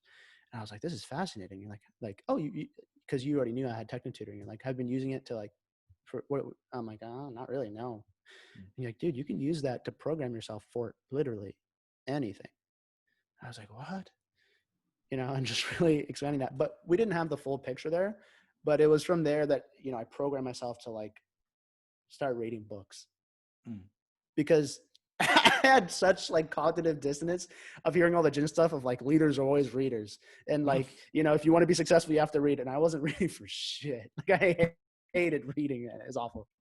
But that was the first thing I used Technotutor on, programming myself to read books. And then it became really natural for me to read books, which was really cool. But to continue going with me and Kian was like, we were off the, I think, me a little bit more, I think, but we were kind of off the deep end. Like we flew from Cancun to LA to spend a weekend that we paid thousands of dollars each. 2,500 each, I think. Wait. A weekend. You went from Cancun to LA, you're saying? Yeah, to LA. To another event? To another event. Oh, okay. And just to do like energy work. Oh. Because we were into like, I honestly believe that the way in which you make a difference in the world, you just smile at people and you just like.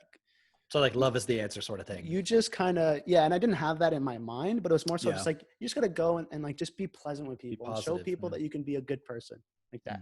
Right? And we tried a bunch of different things before we realized, but long story short, 2016, 2017 was about me finding my passion. Because we quit that job. I was like, if I'm not going to work for money, then I guess what everybody says is do what you're passionate about. So I started trying a bunch of different things. I liked working with kids. I knew how to play the ukulele. So I started teaching ukulele in schools to little kindergartens to grade 3, and they're singing SpongeBob and all this stuff. And it was cool, but I didn't want to spend my life doing that. And, I tutored kids. I massaged a dude, and maybe we'll. I love how you say it like that. say that for every time you say that. When did you get into acting? Was this like further down the road or? It was 2016, that same year in June. We went to Vancouver, and I guess it was synchronicity or kismet, but now I understand what it actually is. But I got drawn to talk to this guy. I was checking my emails at the bottom of this really nice hotel just before we were leaving Vancouver. And there was this guy, I kept being drawn to talk to him. So after like 45 minutes, I was like, he's gone. But I was walking out and I saw him. I was like, okay, I got to talk to him, man. Like, it's like really pulling me. And he turned out to be this famous actor where there was a guy who came up to like get him to sign stuff. And he's like, hey, his name was Brendan Elliott. He was like a famous actor on a TV show. And he's like, oh, what's your name, sir? I'm like, oh, my name's Asif. He's like, oh, Mr. Asif, how do you know Mr. Elliott? Like, what are you? I'm like, I just met him right now, But for me, it was like I was using it as a sign because meeting a famous actor, and then he was giving me advice and all this stuff about, acting. And throughout my life, and also a lot more within the last couple months, people was like, yo, man, you should really be an actor, all that stuff. Because I used to tell a lot of stories. Lies. I used to lie a lot. Like I'd get this scar and people like, what happened? I'm like, man, I got into the gnarliest fight. And people like, dude, just fuck off. I'm like, no, I'm serious. It went pretty harshly. And then, obviously I'm kidding. But basically from there, it was scarred. I always thought you were just like getting your eyebrows done and doing that for fashion. People thought like I notched it, like a notch when you just take a buzz and you're just like, oh, look, I'm cool. That's honestly what I thought. Yeah, I just thought it were like you're a villain, so you have a scar. That's what they call me, Scarface, right? Yeah, exactly. No, hair doesn't grow there. That's legit. Interesting. Pretty cool. If you want to hear that story, you have to be part of the Self-Perfected too. You have to join the Facebook group. Yeah. And so basically I thought I was going to change the world by becoming a famous actor. I was getting a lot more context, going to all the gin events and things like that.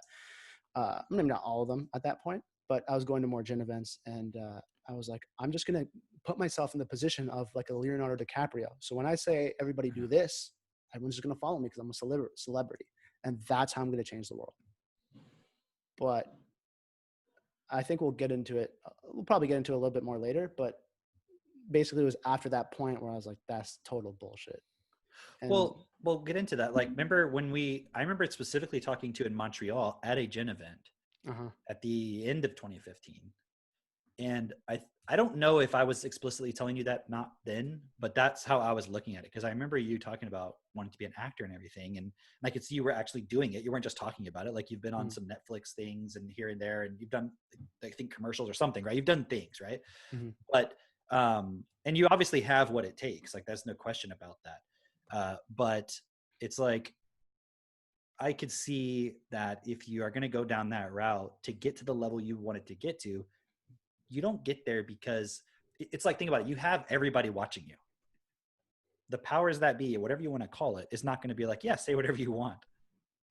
You're going to be expected to say certain things. Right. And that was really, I think at some point anyways, I tried to support you, understand. Maybe you realize what you were really saying was you were just kind of saying like, that's not your full potential. Like, right. That's a good use of your talent, but you could use it a lot more to make a real difference over here. Yeah. And at the time I was using TechnoTutor and I was just programming myself to be really successful, where everybody as an actor, they're like, oh yeah, don't expect to make any money. Like for the first year, just do a bunch of free stuff. And I was hearing that after my first job was a paid job for a short film. So you like shortcutted that whole process. Exactly. Wow. And then getting to meet like the childhood heroes of like our family show that we would all sit down and watch together on Mondays was 24. Have you guys heard of that show? Yeah. 24 sure. with Jack Bauer. Yeah. You know? Boom, boom, boom. It was all montages and all that stuff. But that's what we would watch together. And I got to meet Jack Bauer or Kiefer Sutherland in person. I got to meet Anna. And you worked on a show with them. You were on a show. Yeah. And which I've seen, which is a great show. It's a really good show for a lot of reasons. Yeah. But yeah, exactly. And it was just like some background stuff, but sure, like Anna Kendrick and Cal Penn. I remember I made Cal Penn laugh. I'm like, dude, I thought you were the funny guy. And he's like, you're funny too. What's your name? So Cal Penn, he knows my name. Cal Penn, when you see this, man, give me a shout out. Were you guys talking like at a White Castle or something? Because he's on that show as well, right? The show you're talking about. Yeah. And I remember I was just like rubbing some guy's face. I was like, you look pretty. And Cal Penn was laughing. He made a point to come and say goodbye. He's like, I'll see you next week, man. I'm like, good to see you, Cal. But anyways, all those things was like feeding into this thing. I was like, yeah, fuck yeah, I'm important. People will think I'm cool. Like all that stuff, right? Which I only realized much, much later.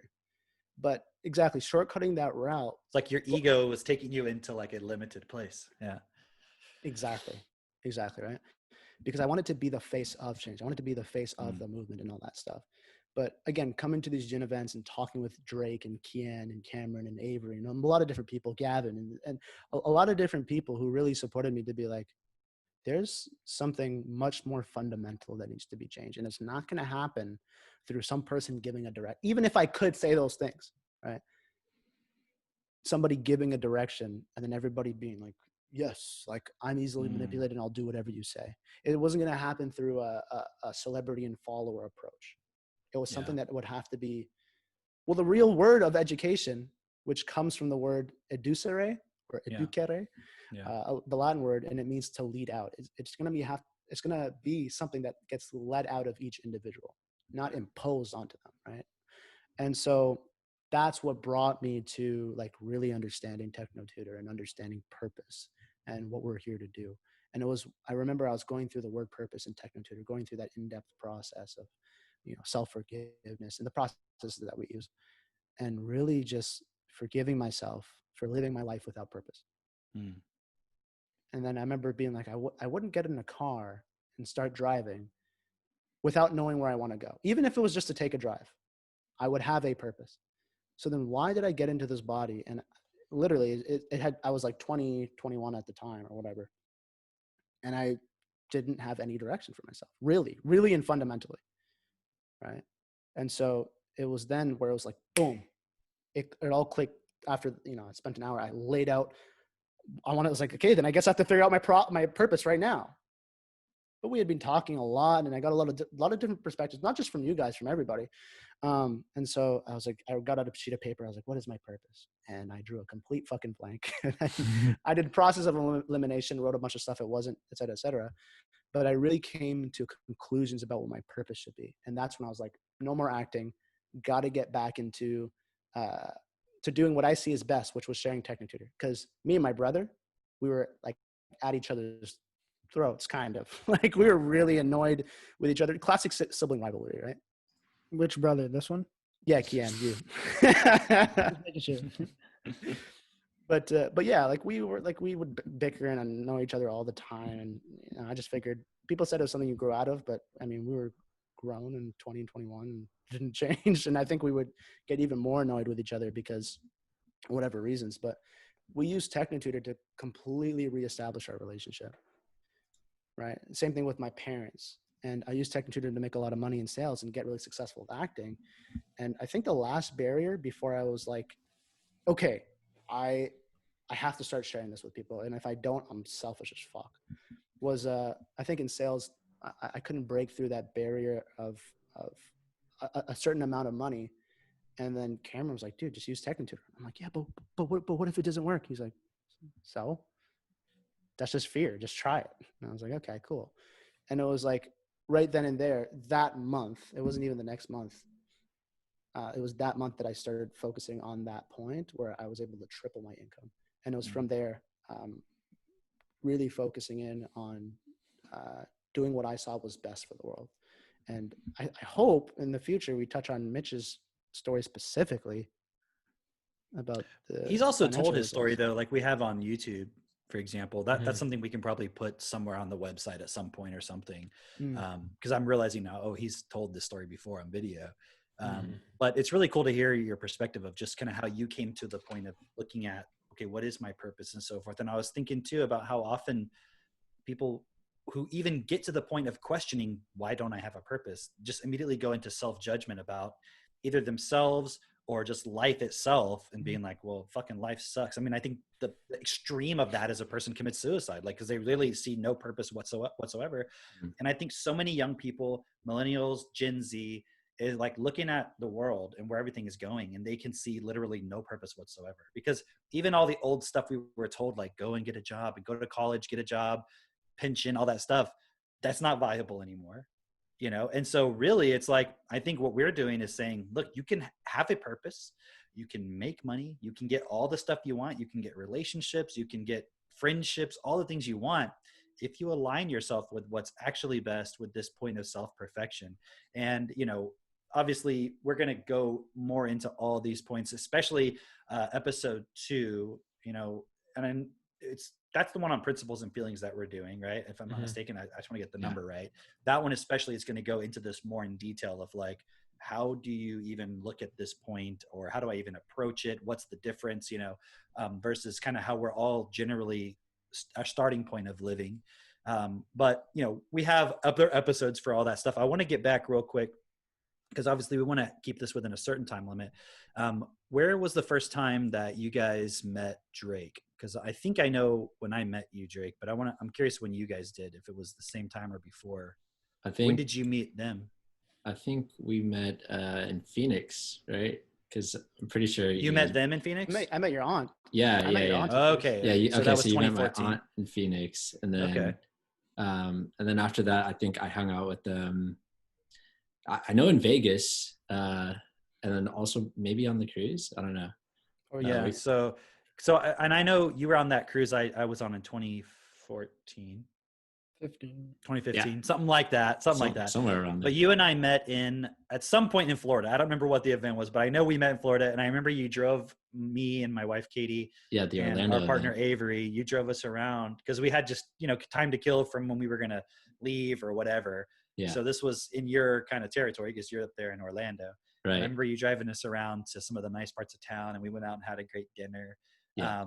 But I'm curious, like, to kind of hear your side of things. Like, give us some insight into kind of who you were growing up, what things you found interesting, maybe like your family background, whatever you want to share, and then how that led up to everything else. Yeah, sure. So a lot of the things that Asif shared was pretty similar. I did really well in school, and I didn't really have to try. I was very good at playing that game. As far as like, I wouldn't do homework, but I would talk to my teachers all sweet, and they'd be like, "Oh, it's okay. You can do it in class or whatever." And like, because they knew I knew it, they knew I was smart, and that was like from a very young age, like elementary. I did have a bit of a hiccup in like third grade, because I had a teacher who didn't like me. And so I started having some problems, like problems where my parents were getting called, well, my mom was getting called into the school, and made a decision of like pulling me out of that school because they wanted to put me on Ritalin, you know. And and I remember as soon as I got into a public school, then they decided, you know, hey, we want to get your son tested to see, you know, his intelligence level. We think he's maybe more intelligent than the average kid here. And they got me tested, and they ended up sending me to a different school because of that. Right. So did you go into like the gifted program? Yeah, I was in the gifted program. I was gifted. Yeah. And then what about your family background? I know part of your family's from Dominican. Yeah. So my mom's side of the family, they're from the Dominican Republic. And that's going back to like your grandma who literally came from my grandmother was born in the Dominican Republic in Santo Domingo, the capital, not well off at all. Like her family, she was the first of, I don't even know how many like direct brothers and sisters, like it's like 7 or something. I don't know. But in her house, she was the oldest of 18 kids because her mother brought in like, you know, her basically cousins and everything, and they all lived in the same house. And I'm not talking a big house. I'm talking like a small little hut, you know? Wow. And so my grandmother, she basically had to take care of all the younger kids. That was like her responsibilities. She had to work, she had to cook, all of that stuff, right? When she was 18, somehow her mother had made some kind of connection where she could ship her over to the US. And that's what she did. She shipped her over, sent her to New York. And my grandmother says it's because she didn't like her boyfriend at the time. So her mom didn't like her boyfriend, so she sent her over to the US. And yeah, then she came to New York, basically started working, and was having a really hard time because she didn't speak English. And eventually she ended up coming down to Florida and starting a business, daycare. And that was just before I was born when she started that business. She had, you know, obviously she had kids before then and everything. And then, when I came into this world, my mom was in college, and then she brought me down to Florida so that my grandmother could take care of me while she finished her degree and everything. And then my mom came back when she got her degree, and it was just me, my grandmother, and my mom being raised. And so it was interesting because, as you said before, like because of the way I grew up, I felt like, you know, things were pretty much handed to me as far as like monetarily wise. As far as like things that I wanted, I ate lobster on a regular basis as a kid. I remember that. But it wasn't like we were like super wealthy. It was just, you know, we had a business that, you know, as far as like the average person, their needs and wants and desires, like I had those things, you know. You didn't have to sacrifice those kind of things. Yeah. Right. And so by the time that we had met, I'd already basically tried out the things that I thought I could do as far as becoming like an entrepreneur and things like that, because I saw that example through my grandmother, and I thought, hey, I'll become an entrepreneur. I'll go to college because I'm smart. That's what everybody encouraged me to do. That's even what my grandmother encouraged me to do, even though she never got her degree. She was just like, you go to college, you get a good job, and, you know, you do That's all what people these are things. told. Yeah. Yeah. Everyone And similar as like Asif and Kian, you know, came from, you know, Caribbean island, and that's the mindset. Came from poverty. That was the mindset. Right. So anyway, I did go to university, and it was interesting because by that time I had listened to Your Wish Is Your Command, because it was just a random friend of my aunt's had brought it over to us and said, hey, you guys should take a listen to this. And I listened to it and I was like, this is awesome. This is so cool. But I was still in high school when that happened. Okay. And I remember calling family members and telling them, I don't want to finish school. Like, I want to go try buy houses. buy houses and like, because I was reading Rich Dad Poor Dad, and I was like, this makes a lot of sense. I want to go do this. And everyone was like, no, you can't do that. You got to go to college. So when I graduated, I had like basically a bunch of scholarships, a lot of credits already to my name. And so I thought, well, might as well. I started doing that. And I remember I went to my first gin event.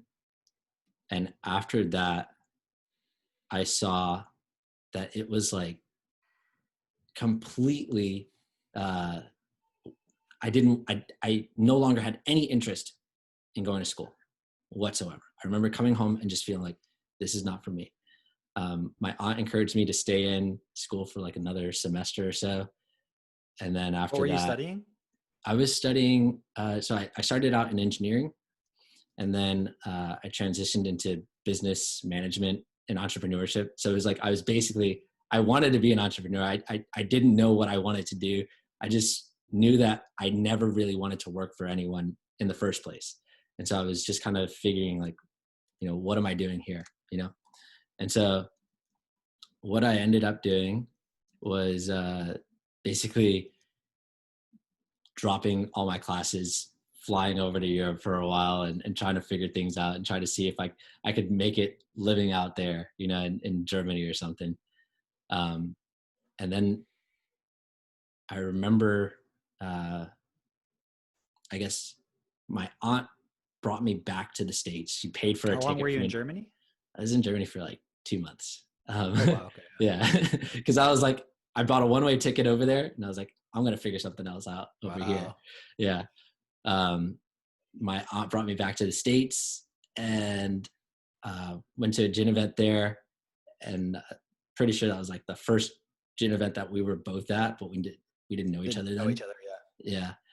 And then after that, I tried a bunch of different like odd jobs and things like that, just traveling all over, kind of like Mitch.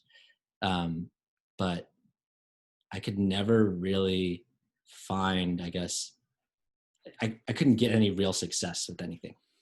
And so by the time that like I was talking to you about like, hey, you'd mentioned this vocabulary thing, like we were talking about, I was watching your life unfold on Facebook.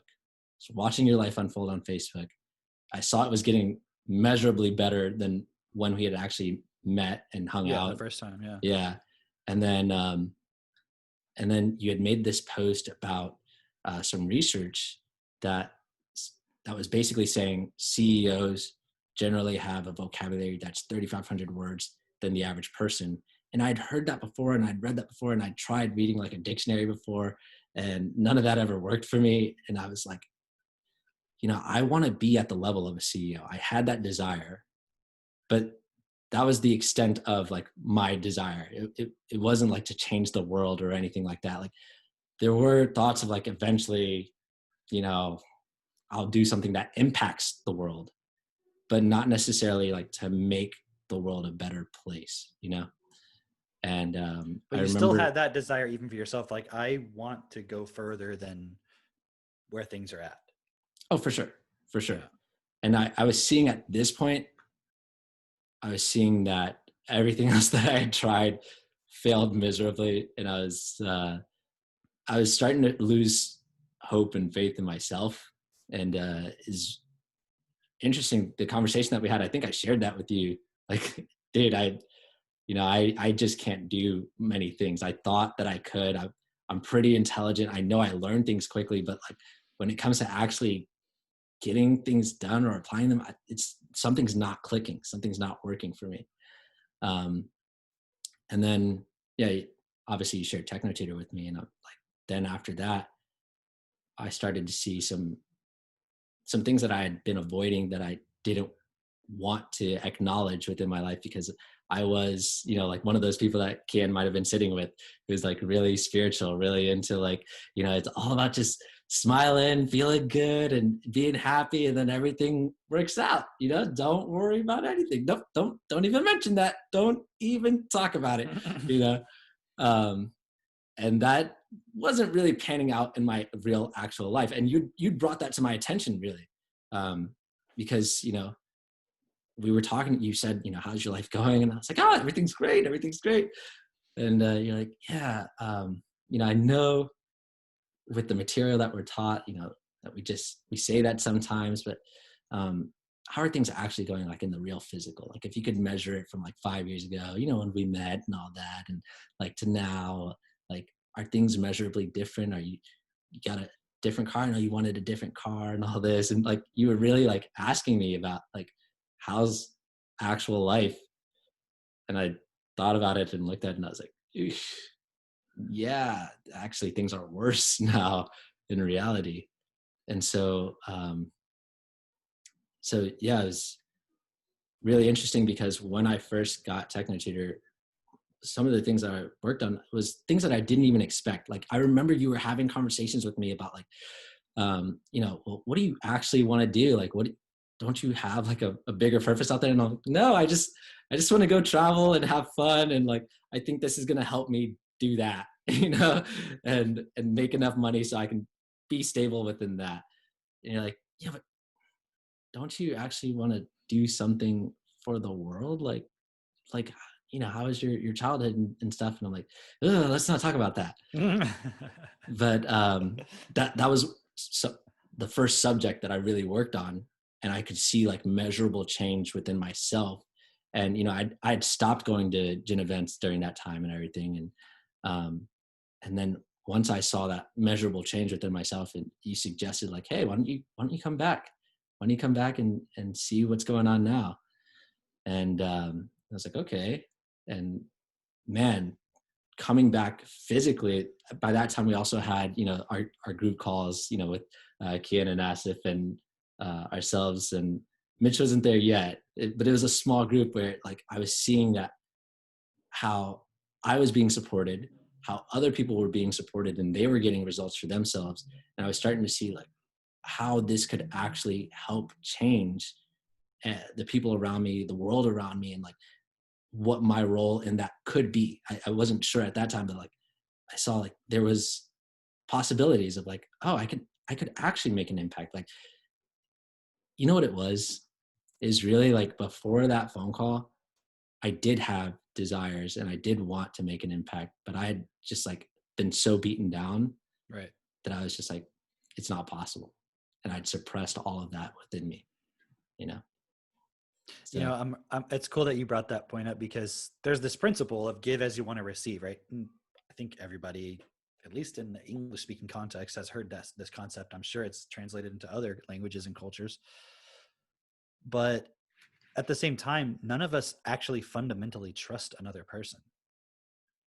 And now the solution to that isn't, oh, let's just all start trusting each other. Like, we have to look at why we don't trust each other. And what you just said, like, I want to do what's best. Like, I want to make the world better, but at the same time, I don't even want to consider it, because my life, like the way I feel internally, like Mitch, you touched upon that point about just how you felt, that existential crisis aspect of life, that maybe, I don't know if people in the third world, let's call it that, have that experience, because everything is such a survival thing. Maybe they do. But what I also realize is that the survival experience that a lot of people are going through is because the people who are benefiting the most from the systems we live in, which would be the first world primarily, they are just going through life to survive without any sense of purpose and not feeling like they need to do anything differently and improve the lives of everybody else. So it's like this weird kind of catch-22 situation where you only feel the negative aspect of life if you're in a situation where you can't do anything about it. And then the moment you start to think about it, you're like, well, I don't want to go there, because that calls into question a whole lot of stuff that I've accepted in my life. And I guess that kind of brings us up to speed in terms of, like you brought up how you met me and so forth, and sort of, me sharing with you about my life and where I had been since, the last time we had met. That was like 5 years prior. yeah. And obviously I knew Asif and Kian at that point. And I guess what I want to share in terms of my life story, if you will, and how that all relates to all of this, is I want to start with this experience I had when I was I don't think I was enrolled in university at this point, but it was like when I had been in university, and it was around that time period. And I had been interning for an attorney because I was thinking about maybe going to law school, and I ended up not doing that anymore. And I just needed some work to do. So my grandpa got me this job for the summer, like at this office building. And it was like an office building with a warehouse, and they would like have trucks come in and load stuff. And then so there was like both the warehouse. It's literally like if you've seen the show The Office, it was like literally that. It was like an office with the warehouse attached to it. That's cool. And so I showed up, and it was like, you know, the guy hired me on a favor for my grandpa or someone he knew or whatever. And you know, there was like this big like kind of chain link cage in the warehouse that was like all totally just disorganized completely. And they were like, well, let's start with just cleaning this up.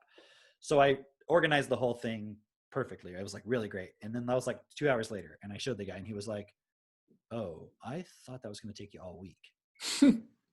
And then like he was like, well, just go organize the break room. And then I did that, and he was like, yeah, I mean, you could just like sit in there and like, you know, take your time with it, like watch TV. And I was just like, oh, I get it. You know what I mean? Like they were willing to just pay me to do nothing. You know? Yeah. Because I guess he really thought it would take a long time to solve that problem, and it didn't. And I remember at one point, and I was only there for like 2 days or 2 or 3 days. And I remember at one point, I was there early in the morning, you know, when they opened up and everything, and I was in the office section, and I was like kind of walking around looking at everybody and just seeing them like chit chat with each other, and clearly just they're just bullshitting. Like there's no one having any real conversations. And I went home that night, and I like felt dread and terror at having to go back the next day. Like, and I had up to that point done a lot of things I was uncomfortable doing. It wasn't like I was afraid of the work or something. Like, it was just like, to me, it was like a surreal experience, like seeing people just going to that place for like no reason other than just to get paid.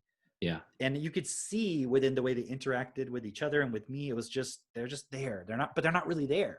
That's how I experienced it. And it was just like this very surreal experience. And I was just like, there's got to be something more than that. And it wasn't the first experience I had where I started to think that way, but it really encapsulates how I felt about everything.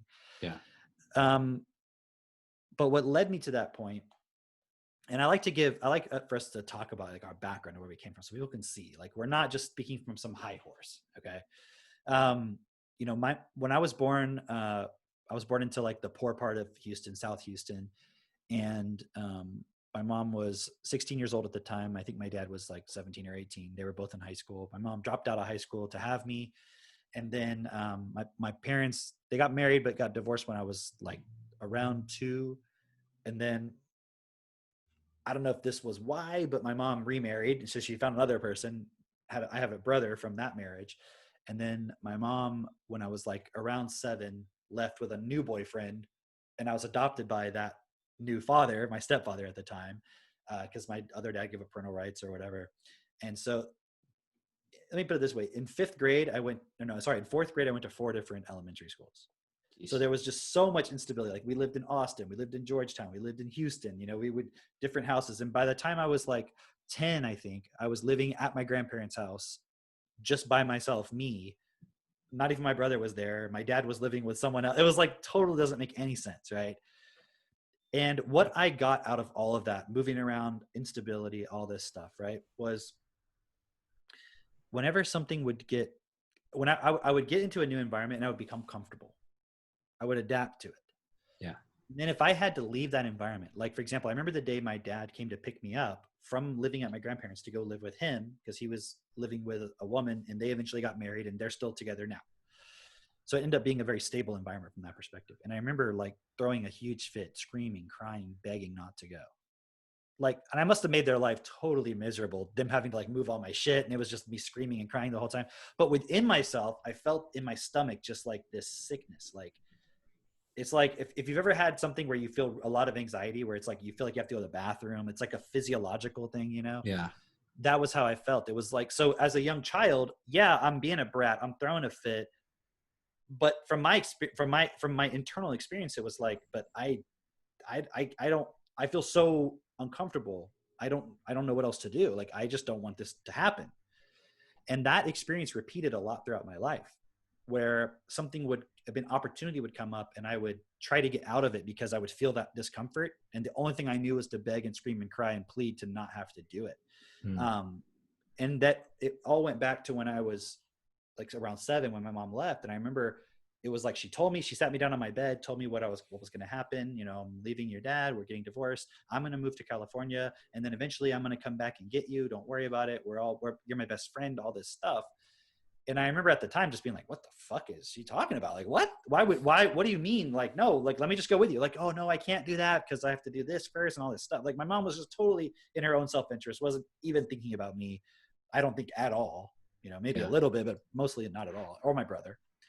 And so in other words, like, just think about it from this perspective. Can you see how even removing the part about me having that experience of feeling like, like I'm being left or whatever, can you see how my mom was already doing that?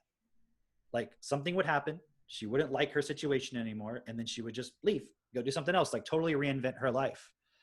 At one point, I'm white, right? And so my parents are white. My mom remarried and married a black guy. And then suddenly everything in the house was like African decorations. And, I'm not judging. I'm just saying that it was, reinvented herself. And then later down the road, she got married to, or her boyfriend was like some guy from, was Arab. So then everything was hookahs and Arab, and she was learning Arabic and she's really smart. Like, we're very similar. Like, she's a very creative person. She would take it on fully. Right. And that would happen many different times. So she would like kind of be creative with her life, but not consider the consequences of how it affected other people, especially like her children. And I won't go into all the details. I'm not trying to make it personal about her, but it is important to understand how that pattern got copied into me. And so when she left, I remember like looking out I was in my dad's pickup truck because he came to get me. I was in the car. He was putting all my stuff in the back of his truck to leave. She was like going on to her new life. And I was like looking through the window, like screaming, like, please don't go. And she was like walking away, like, I have to go. Like, as if literally she had to do that. Like, there was no choice whatsoever. But now I know it was like, just base it on her own feelings and so forth. Right. Yeah. And that became a pattern in my life up to the point where, so my dad remarried. I lived with him when he remarried. And I was very fortunate to go to that family from the perspective that when my dad remarried, my adopted father remarried, the family that he remarried into was, I'm not saying they're like Bill Gates or something, but they were relatively pretty wealthy. The kind of matriarch of the family, my step grandmother, she was a top real estate agent and broker here in Texas. And they put me through private school. So I went to public school up until 9th grade, and then I went to private school, like a very elite top private school here in Houston, where like, my classmates, when you get to that age of driving, they're driving like Porsches and stuff like that. I remember there's a kid in my class who did spring break. He went to Antarctica. You know what I mean? Like, it was like, like if you're a senator or a congressman, like your kids would go here if you live in Houston or something like that. Right. It's one of this kind of group of like really elite private schools.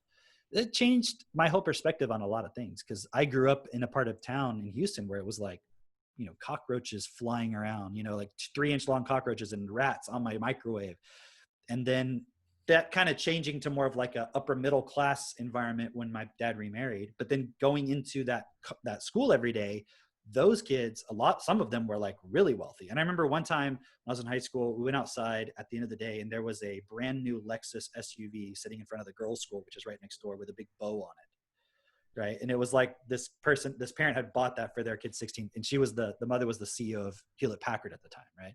So that kind of stuff, and which I wasn't exposed to when I was young. And I was like, this thought came up where I was like, I want to be elite.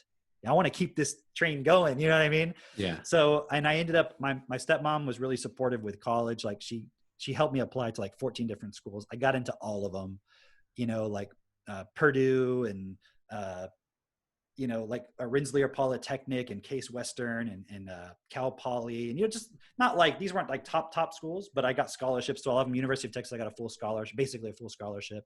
I was a National Merit Scholar finalist, which is a very sort of selective process for those who know about National Merit and the PSAT and all that. And when I was looking at universities, I got into the Air Force Academy, which is extremely difficult to get into. You have to have a personal recommendation for either your senator or your congressman the national level from your particular area.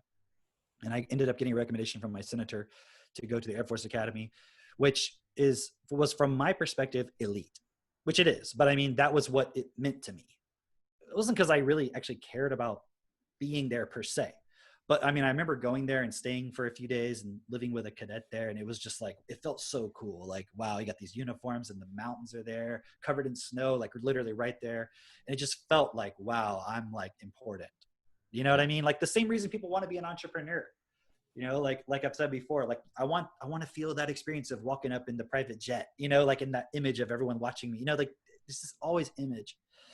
And I remember at that point, getting into the Air Force Academy, going there, and imagine being in like, you have to go through basic training. So it's a very intense thing, and being there and like literally breaking down, crying, kind of like throwing a fit, trying to convince my, upper class, cadre or whatever, like, please let me go home. I don't want to do this. And it was voluntary. I could have gone home if I really wanted to, you know what I mean? But like, I remember, and this will seem strange probably to you guys because you know me, but I remember going into the chapel because that was the only place we were allowed to like, we didn't have to like stand, at attention and like not talk. Like if you went to church, like you could kind of like relax. So I remember going to the chapel and praying to God, like just make me okay with being here. Wow. And next day after that, I was fine. All right. And I had done that a couple, like I think at least one more time that I can actively remember in my life. I knew When God something was real. When something was really, really bad, I remember praying to God to either change, actually two previous times, either change it or just make me okay with it. Mm-hmm. And it always worked. Isn't that interesting?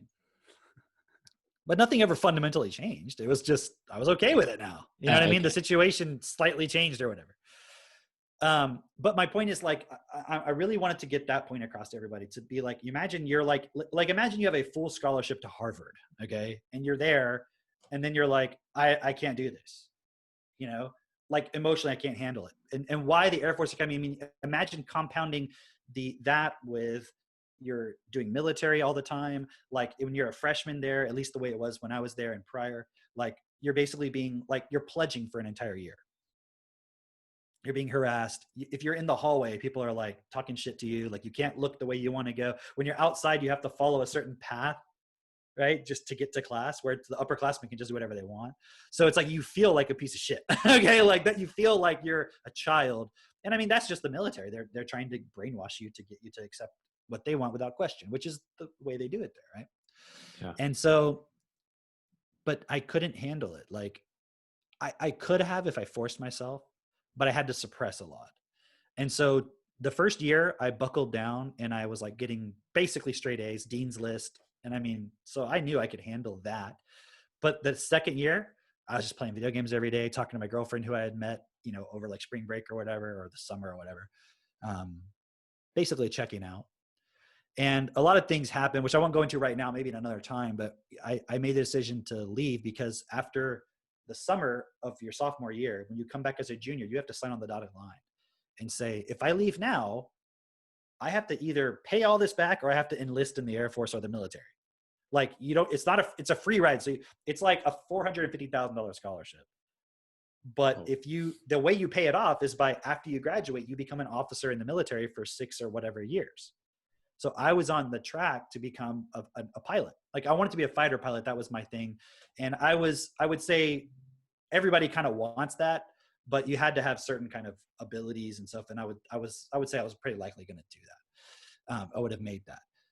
But I remember there was one point where I was sitting in my room and I'd already kind of made the decision to leave, but I was like, man, if they tell me to like drop a bomb on somebody, I have to do it.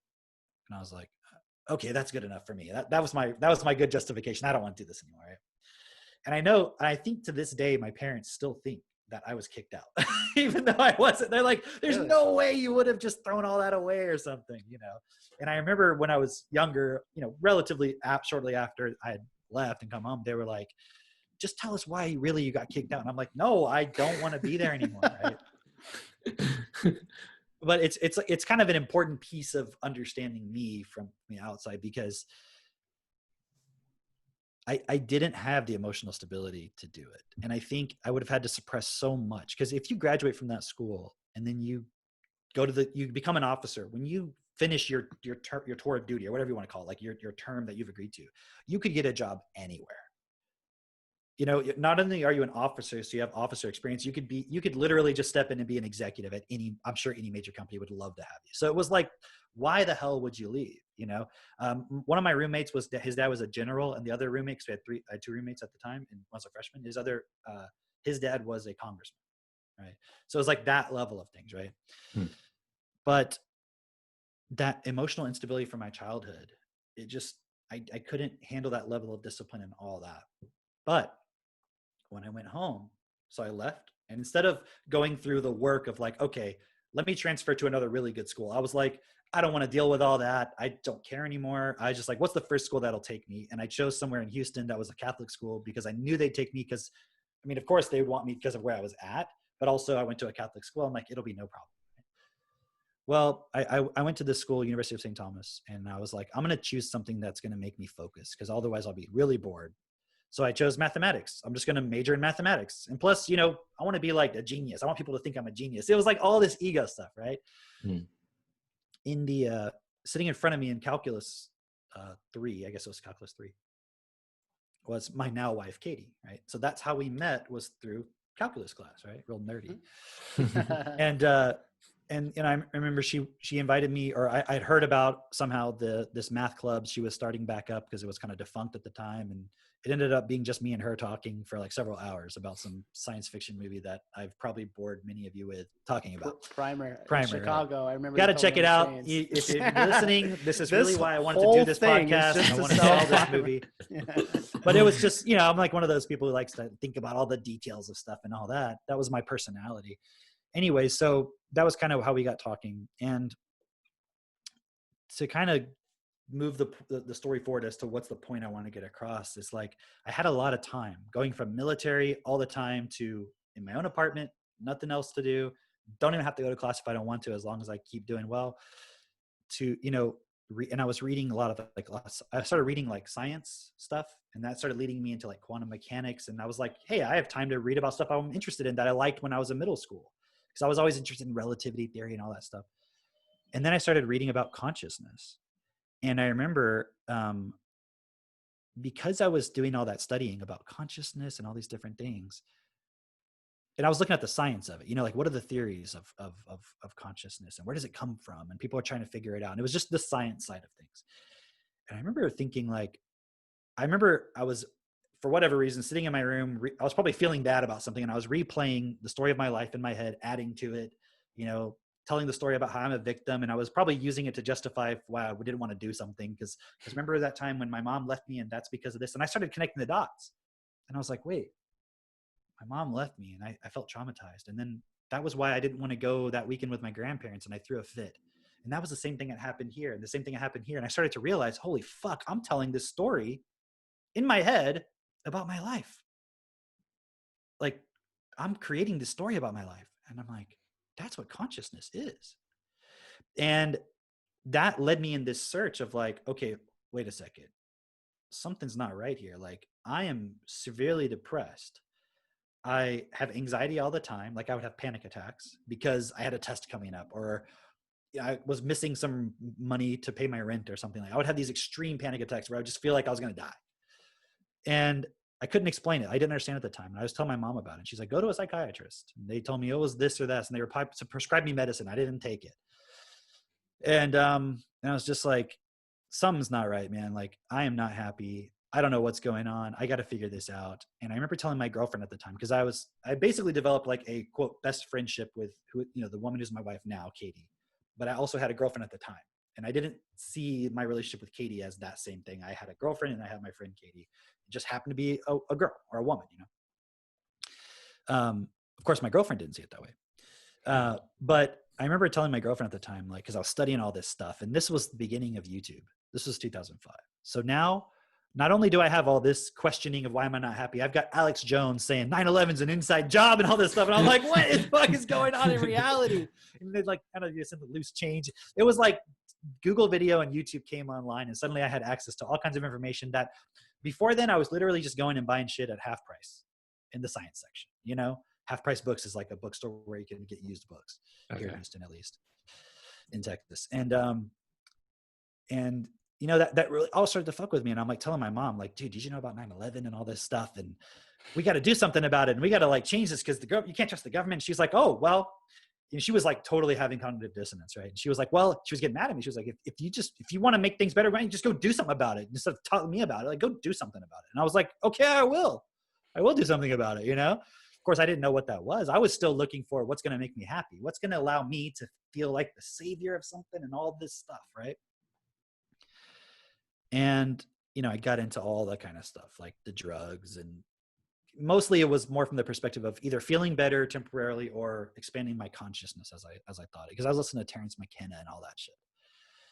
And that led me to eventually, I told my girlfriend, I was like, look, life is not what we think it is. I don't know what it is, but why don't you drop out of school? I'll drop out of school and let's go figure it out together. Mm-hmm. And she was like, no, I can't do that. Like, because up to that point, I thought she was leading me. She was going along with me. You know, it's like, you ever been in a sale where it's like, you feel like the person's really getting it, and then suddenly they're like totally against you. You're like, what the hell? Yeah. That's what it was like. She was just like, no, I can't do that. My parents will kill me, all this stuff, right? Her dad was like a federal judge. It was like, she just couldn't even go there, right? And I was just like, well, fuck you then. And I got really mad and everything. And I was just like, fuck you, da, da, da. And she was like, all right, I'm done. I'm out. Don't talk to me anymore. She was just like, I totally flipped, right? And then I went into this like severe depression.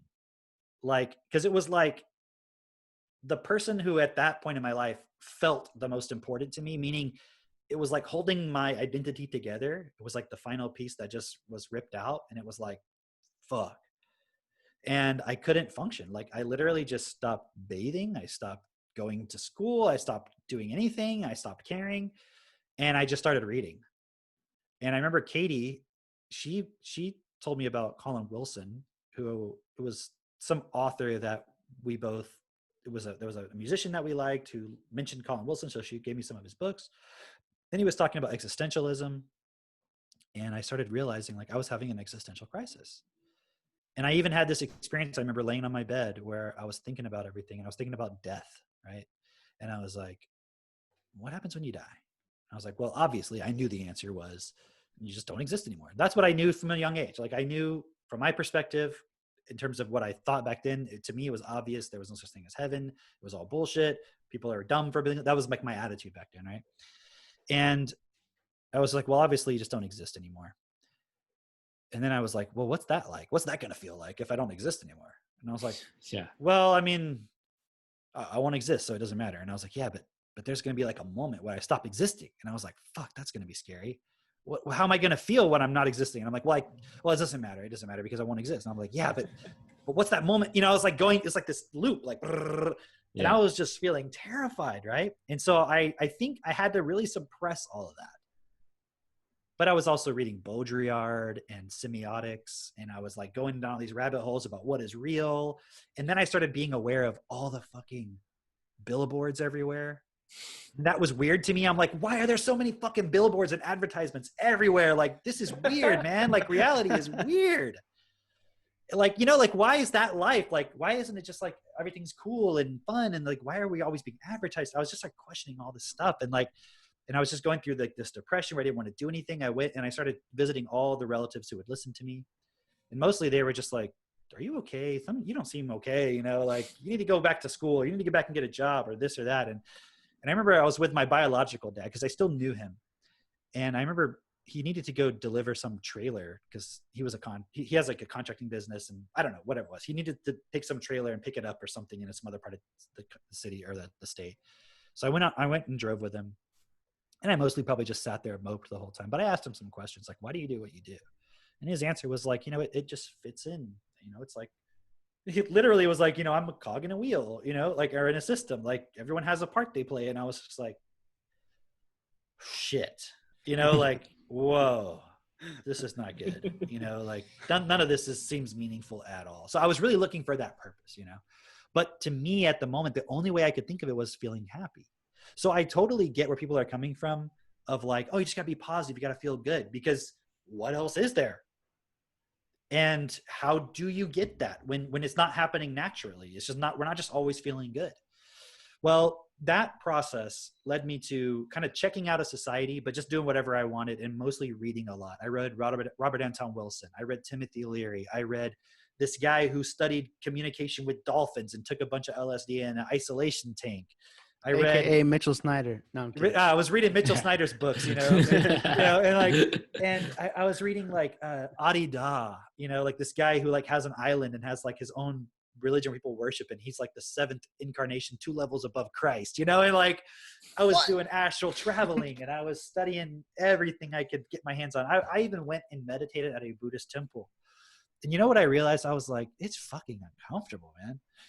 And Like crossing your legs for that long, or like yeah, exactly. Just being uncomfortable. I'm like, is this it? You know? Yeah. And you know what I realized? Like, cause I read like the standard books on, like I was like a lot of you guys, like just read everything, study it, try to figure it out. Like Kian, or like Mitch, you mentioned earlier, like go, or maybe it was Kian that mentioned it, like go into something and really go all the way. Right.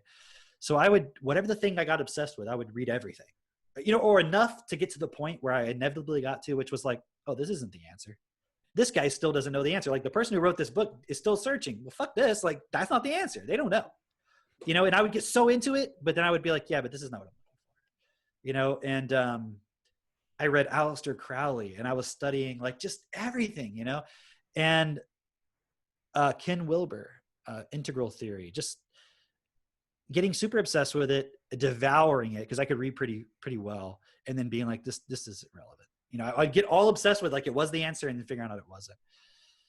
Well, because I had all this context, then I went online, I remember, and at this point I was living in a house with 4 other people, including Katie.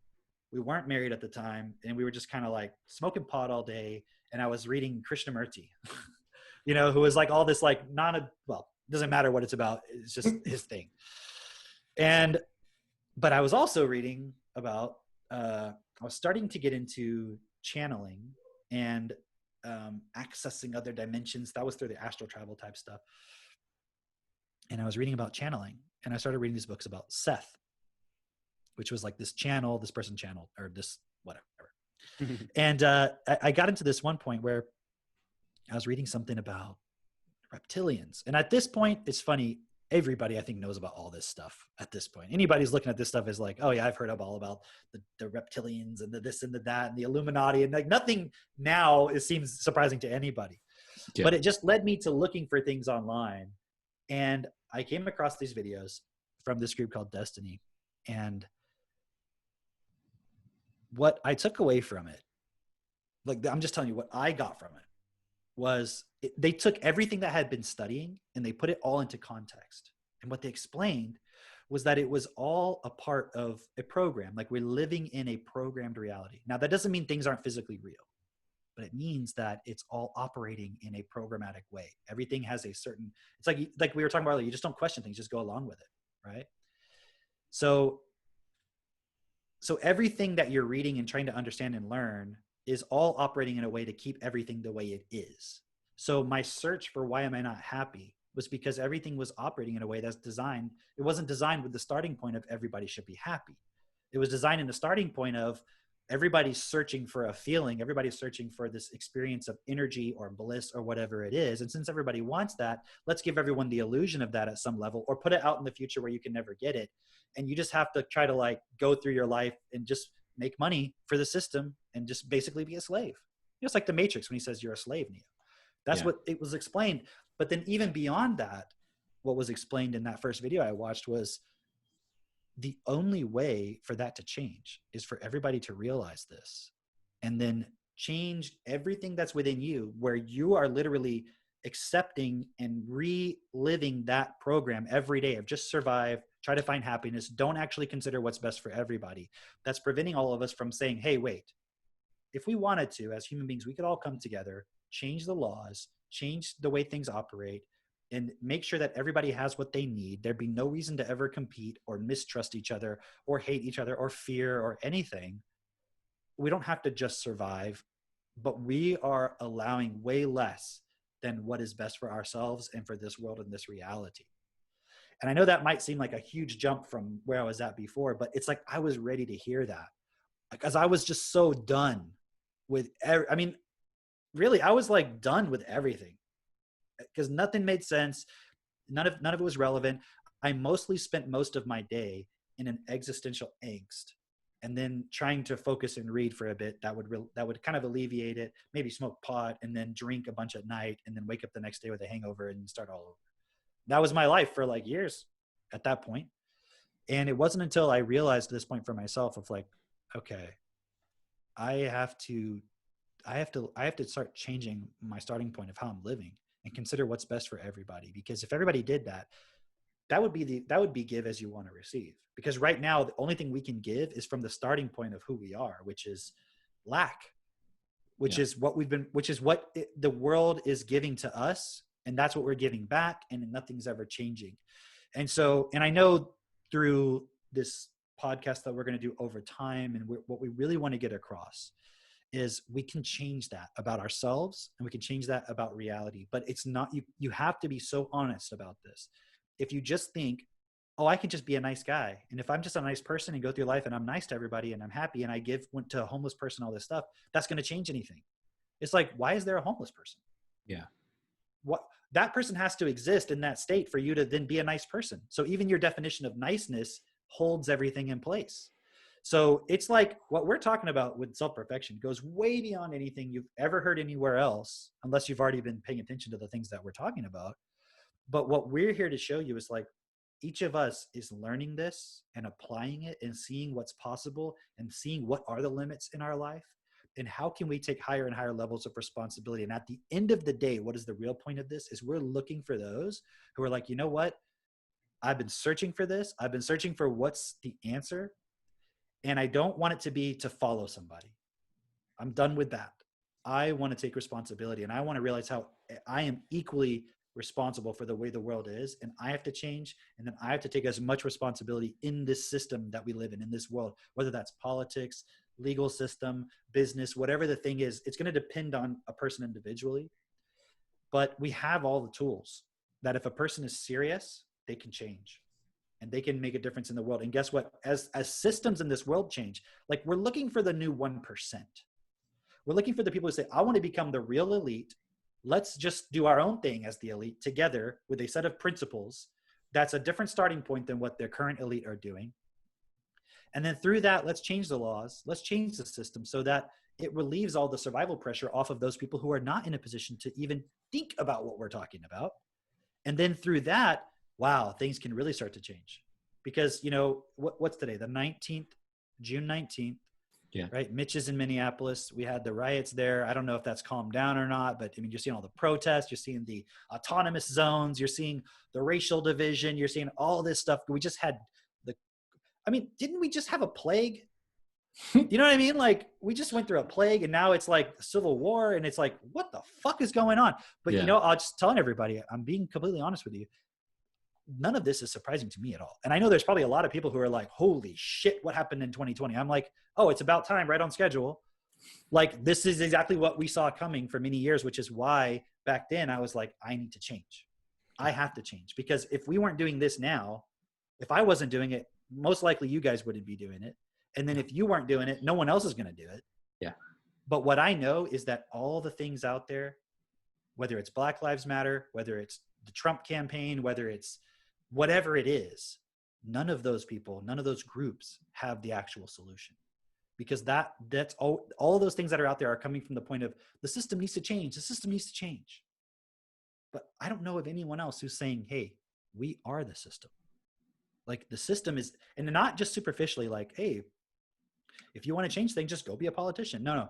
If you're a politician, but within you, you're still holding on to your childhood trauma, your fear of all this stuff you're not even aware of, that's making you actually still want to compete with people, then you're not going to change things in the system that's actually going to make a difference. It's always going to be some biased way that's going to bring things right back. Right? So that's really what this is all about, is us sharing our stories. And not just our stories. We're going to bring in other people that we interview. We're going to bring in other people in our group. We're going to have points where if you're in the group on Facebook, for example, you can ask questions. You can come on the show, the podcast. We're going to have I'm sure we'll bring in people from the outside who are doing cool stuff. We're going to have so many different things that we do within all of this. We're going to talk about education, parenting, how to really change the starting point of your life so that not only are you making a difference, but your life is changing as well. Because this isn't about sacrifice yourself, for the greater good. That is also a program which will never change the world. Right. So with that being said, I think we've all kind of got our points across that we wanted to share for this one. Does anybody have any last closing points before we end our first episode? Yeah, I just want to hit on self-perfection and perfecting the world. It takes time, but it has been so cool to see just how fast people grow, and people who I've brought into this. And already they're making more money, taking more responsibility, asking real questions, and then bringing in more people. So for those of you who are listening saying, you mean change the whole system? Like, what? Yeah, that's exactly what this is.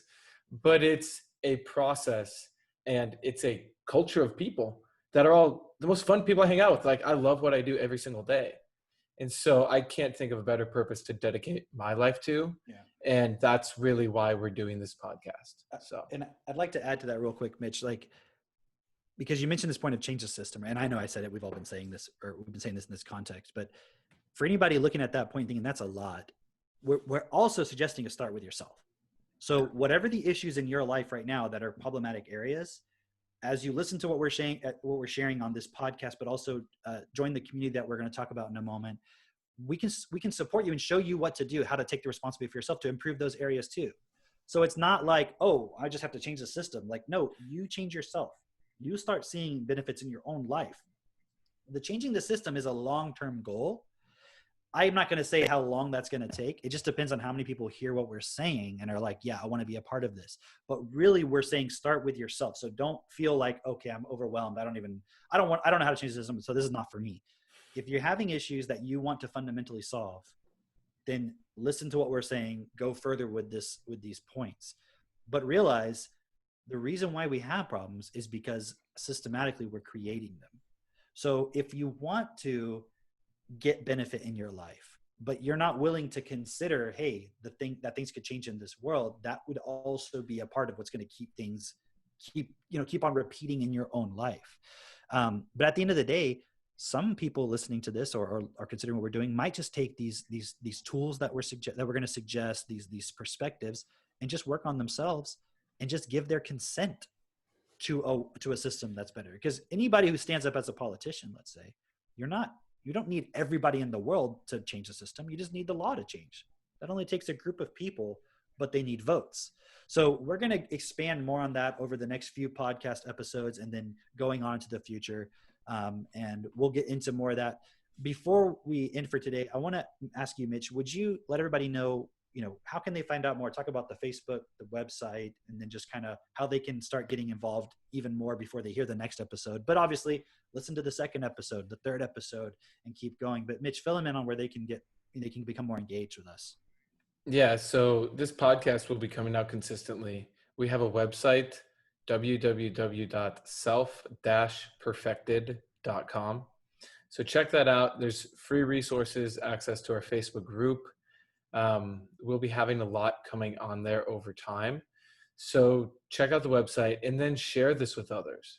For the people who are tired of just doing half-assed self-improvement or feeling really good and then losing it, self-perfection is really about looking at yourself, looking at all the stuff you don't like about your life, and actually resolving it once and for all till you get to a point of clarity and stability within yourself that's then reflected around you. You make more money, you have better relationships, you have more fun. And then in turn, that's how we all rise up together. So that is the purpose of this podcast. And just one final note. Today was more about sharing our personal stories of how we met. Like I said, the origin story. You don't have to wait till episode 2 to listen to that to figure out all the tools we're going to suggest. Because I know many times we're going to say like, we'll get into that just because there's only so much time and there's a lot of context that's required. But if you go to the website, all the resources are there. Everything is there. You can see everything right now. But this is going to be a place, this podcast specifically, where we're going to share like real application. So you can see like, hey, other people are doing it. And the way I look at it is this: if you're really serious about self-perfection, where do you have to go to like hear a podcast? This is the place. You know, you can listen to lots of other podcasts, but you're not going to hear this perspective. So, you know, if you're going to be listening to podcasts, my suggestion would be do this. But more importantly, I don't care if you listen to the podcast. Go apply the tools that we're suggesting and that we have on the website. Go join the community, interact with others. That's what this is about. That's really what this is about. And then obviously I think you're going to enjoy this podcast as we develop it more and more and more. Anything from you guys, Drake, Asif? No, actually, yeah. I will say, I love the tools that we're sharing have completely changed my life. And I mean, you shared this as well, how it's changed your life as well. And that's really the reason why we're bringing this forth, why we are the ones who are speaking on about this, because we've had such big shifts, big changes within our own lives that we recognize, hey, we need to share this with other people because no one else really knows about this. And so it's more of a responsibility than just like a fun thing that we're doing, although it is fun. But I just wanted to really bring forth, from my perspective, I've had so much change within myself. And, you know, it was from that point of what you said of giving to others as you would want to receive. I've gotten so much benefit out of this. I do want to give this to other people because I know they're going to receive that as well. Thanks for sharing. And in the Facebook group, that's where we talk. That's where we communicate one-on-one with people. That's where we connect. That's where we make videos. That's where we every Friday, generally speaking, once a week, we'll all get on a group hangout together, which has been really, really, really cool. And so once you're in that, let's connect. Let's talk. The whole point of this is to make it so that, like Cameron said, more and more people are actually doing the process. Like he said, we're not looking for people to just follow and listen. Great. But we want that to be the precursor to you taking this on for yourself and applying it, and then watching your life change in ways that you honestly didn't think it could change.